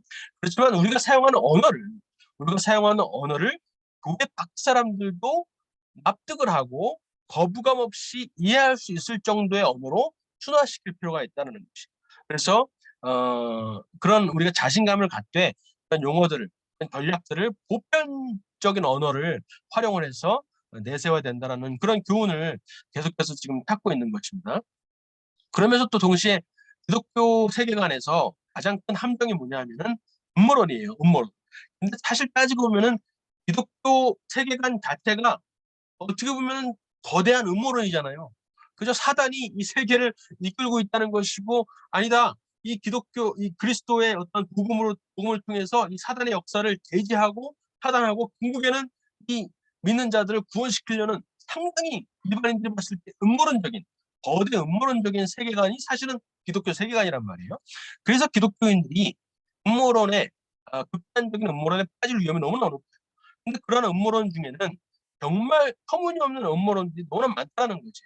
너무나 백신도 우리가 거부해야 될 마땅한 의무가 있지만은 하지만 백신을 맞음으로 인해서 여기에 뭐 자석이 붙는다거나 뭐 안에서 뭐 피에 뭐가 벌레가 기어다닌다거나 이런 식의 음모론들에 대해서 우리가 좀 경계를 하고 분별력을 가질 필요가 있다는 것이죠. 그리고 뭐 부정 선거에 대해서도 우리가 여러 가지 선거를 검증하고 확실하게 우리가 모든 의혹들을 검증할 그런 책임들이 있고 의무가 있고 당연히 해야 되지만 거기에 더 넘어가 가지고 트럼프 같은 경우도 뭐 독일의 무슨 서버에 무슨 쳐들어가서 미군 특수부대가 쳐들어가서 이것을 탈취해 왔더니 크랙칸이라는 무슨 어마어마한 정보가 나오고 이런 너무나 터무니없는 그런 음모론에조차도 우리가 귀를 그렇게 내세울 수 있는 그런 위험이 너무나 크다는 거지. 그런 것들을 우리가 좀 타단하고 어떤 보편적인 범주 안에서 우리가 충분히 싸워서 이길 수가 있다라는 것이죠. 그런 보편적인 범주 안에서 물론 45년이 걸렸지만 보편적인 범주 안에서 낙태 합법화를 뒤집었잖아요. 이거 너무나 놀라운 것이거든요. 이런 진보적인 급진적인 트랜스그레시브한 시대상 속에서 낙태 합법화를 뒤집었다라는 게 너무나 놀라운 것이에요. 아무도 기대를 못했는데 물론 대법관 9명 중에 특히 3명 트럼프가 임명한 3명 때문에 일어난 일이지만 어쨌든 가능하다라는 것이에요. 그래서 기독교 세계관을 견제하는 것이 가능하고 싸울 만한 싸움이고 그리고 이제 결국에는 우리가 지더라도 사실은 종말 사관을 가지고 있기 때문에 우리가 궁극적으로는 승리한다는 것을 가지고 있지만 이 세상은 결국 타락하고 결국에는 소망은 이제 예수님 대림이잖아요. 그런 종말 사관을 가지고 본다면은 사실은 상당히 여유롭게 이 세상의 어떤 흐름이나 이런 것들을 좀 볼 수가 있어요. 그러면서 동시에 넉넉히 바라보는 것이 아니라 거기에 기쁨으로 그 섭리사의 역사, 구속사에 참여할 수가 있게 되는 것이죠. 그래서 그러한 건강한 기독교적인 세계관을 우리가 유지를 해야 되겠다라고 생각을 합니다. 그것이 이제 제 결론이고요. 이번에 이제 새로 나온 책이 지난번에 얘기했는데 모든 사회의 기초는 보수다라는 내용이 결국 우리가 누리고 있는 이 자유문명 사회의 기초에는 결국에는 유대 기독교적인 보수주의적 가치관이 깔려 있다라는 내용을 그 책을 이제 번역을 한 거죠. 제가 쓴 책은 아니고 번역을 했고요. 이번에 아마 내년 1월에 나올 것 같아요. 그리고 이번에 12월에 벌써 나왔는데 사회 정의는 환경적 정의인가? 이거는 이제 뭐냐면은 사회 정의라고 하면은 이제 트랜스젠더 이데올로기를 포함해서 이 우대 정책, 소수자 우대 정책 이런 것들 흑인들이라서 더 우대해야 된다라는 그런 것들이 우리나라에도 많아요. 우리나라에도 많이 그런 사회 정의, 환경도 마찬가지 환경 파시즘 이런 것들도 다 사회 정의에 속하는데 그런 사회 정의가 성경적 정의, 성경에서 말하는 정의관, justice, 정의관과 충돌할 수밖에 없다. 그래서 결국에는 이제 사회에서 말하는 사회주의, 마르크스주의에서 말하는 세계관과 이 성경적인 세계관을 대립시켜서 사회 정의라는 이 프레임으로 지금 설명을 해주는 그러한 책이에요. 그래서 이 책을 같이 읽어봤으면 좋겠다라고 해서 이 책을 소개하면서 마치도록 하겠습니다. 혹시 마지막에 질문 있을지 말씀해 주세요.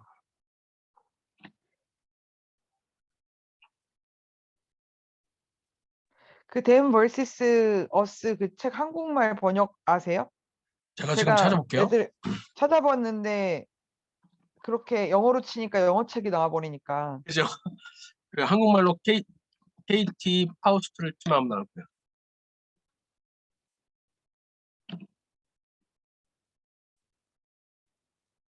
한국말로 쳐도 안 나오네. 하선이 번역가를 쳐야 돼. 아이들은 정말 괜찮을까 이거예요. 아이들은 정말 괜찮을까. 제가 이 책에 대한 그 뭐라 그러죠? 서평이 지금 월드뷰 1월에 나왔어요. 그래서 그거를 저기 링크를 거기다 올려드릴게요. 아이들은 정말 괜찮을까? 현대적 가정에서 이렇게 나와 있는데 KT 파우스트가 쓴 책입니다. 네, 그거 저희 웹드라마 할 때 참고해야 될 것 같아요. 네. 네, 오늘 강의 너무 좋았습니다. 네, 역시 박사님 강의 너무 좋았죠, 여러분. 그래서 그래도 많은 사람이 들어와서 좀 들어서 너무 다행인데 박사님이 한국에 계셔가지고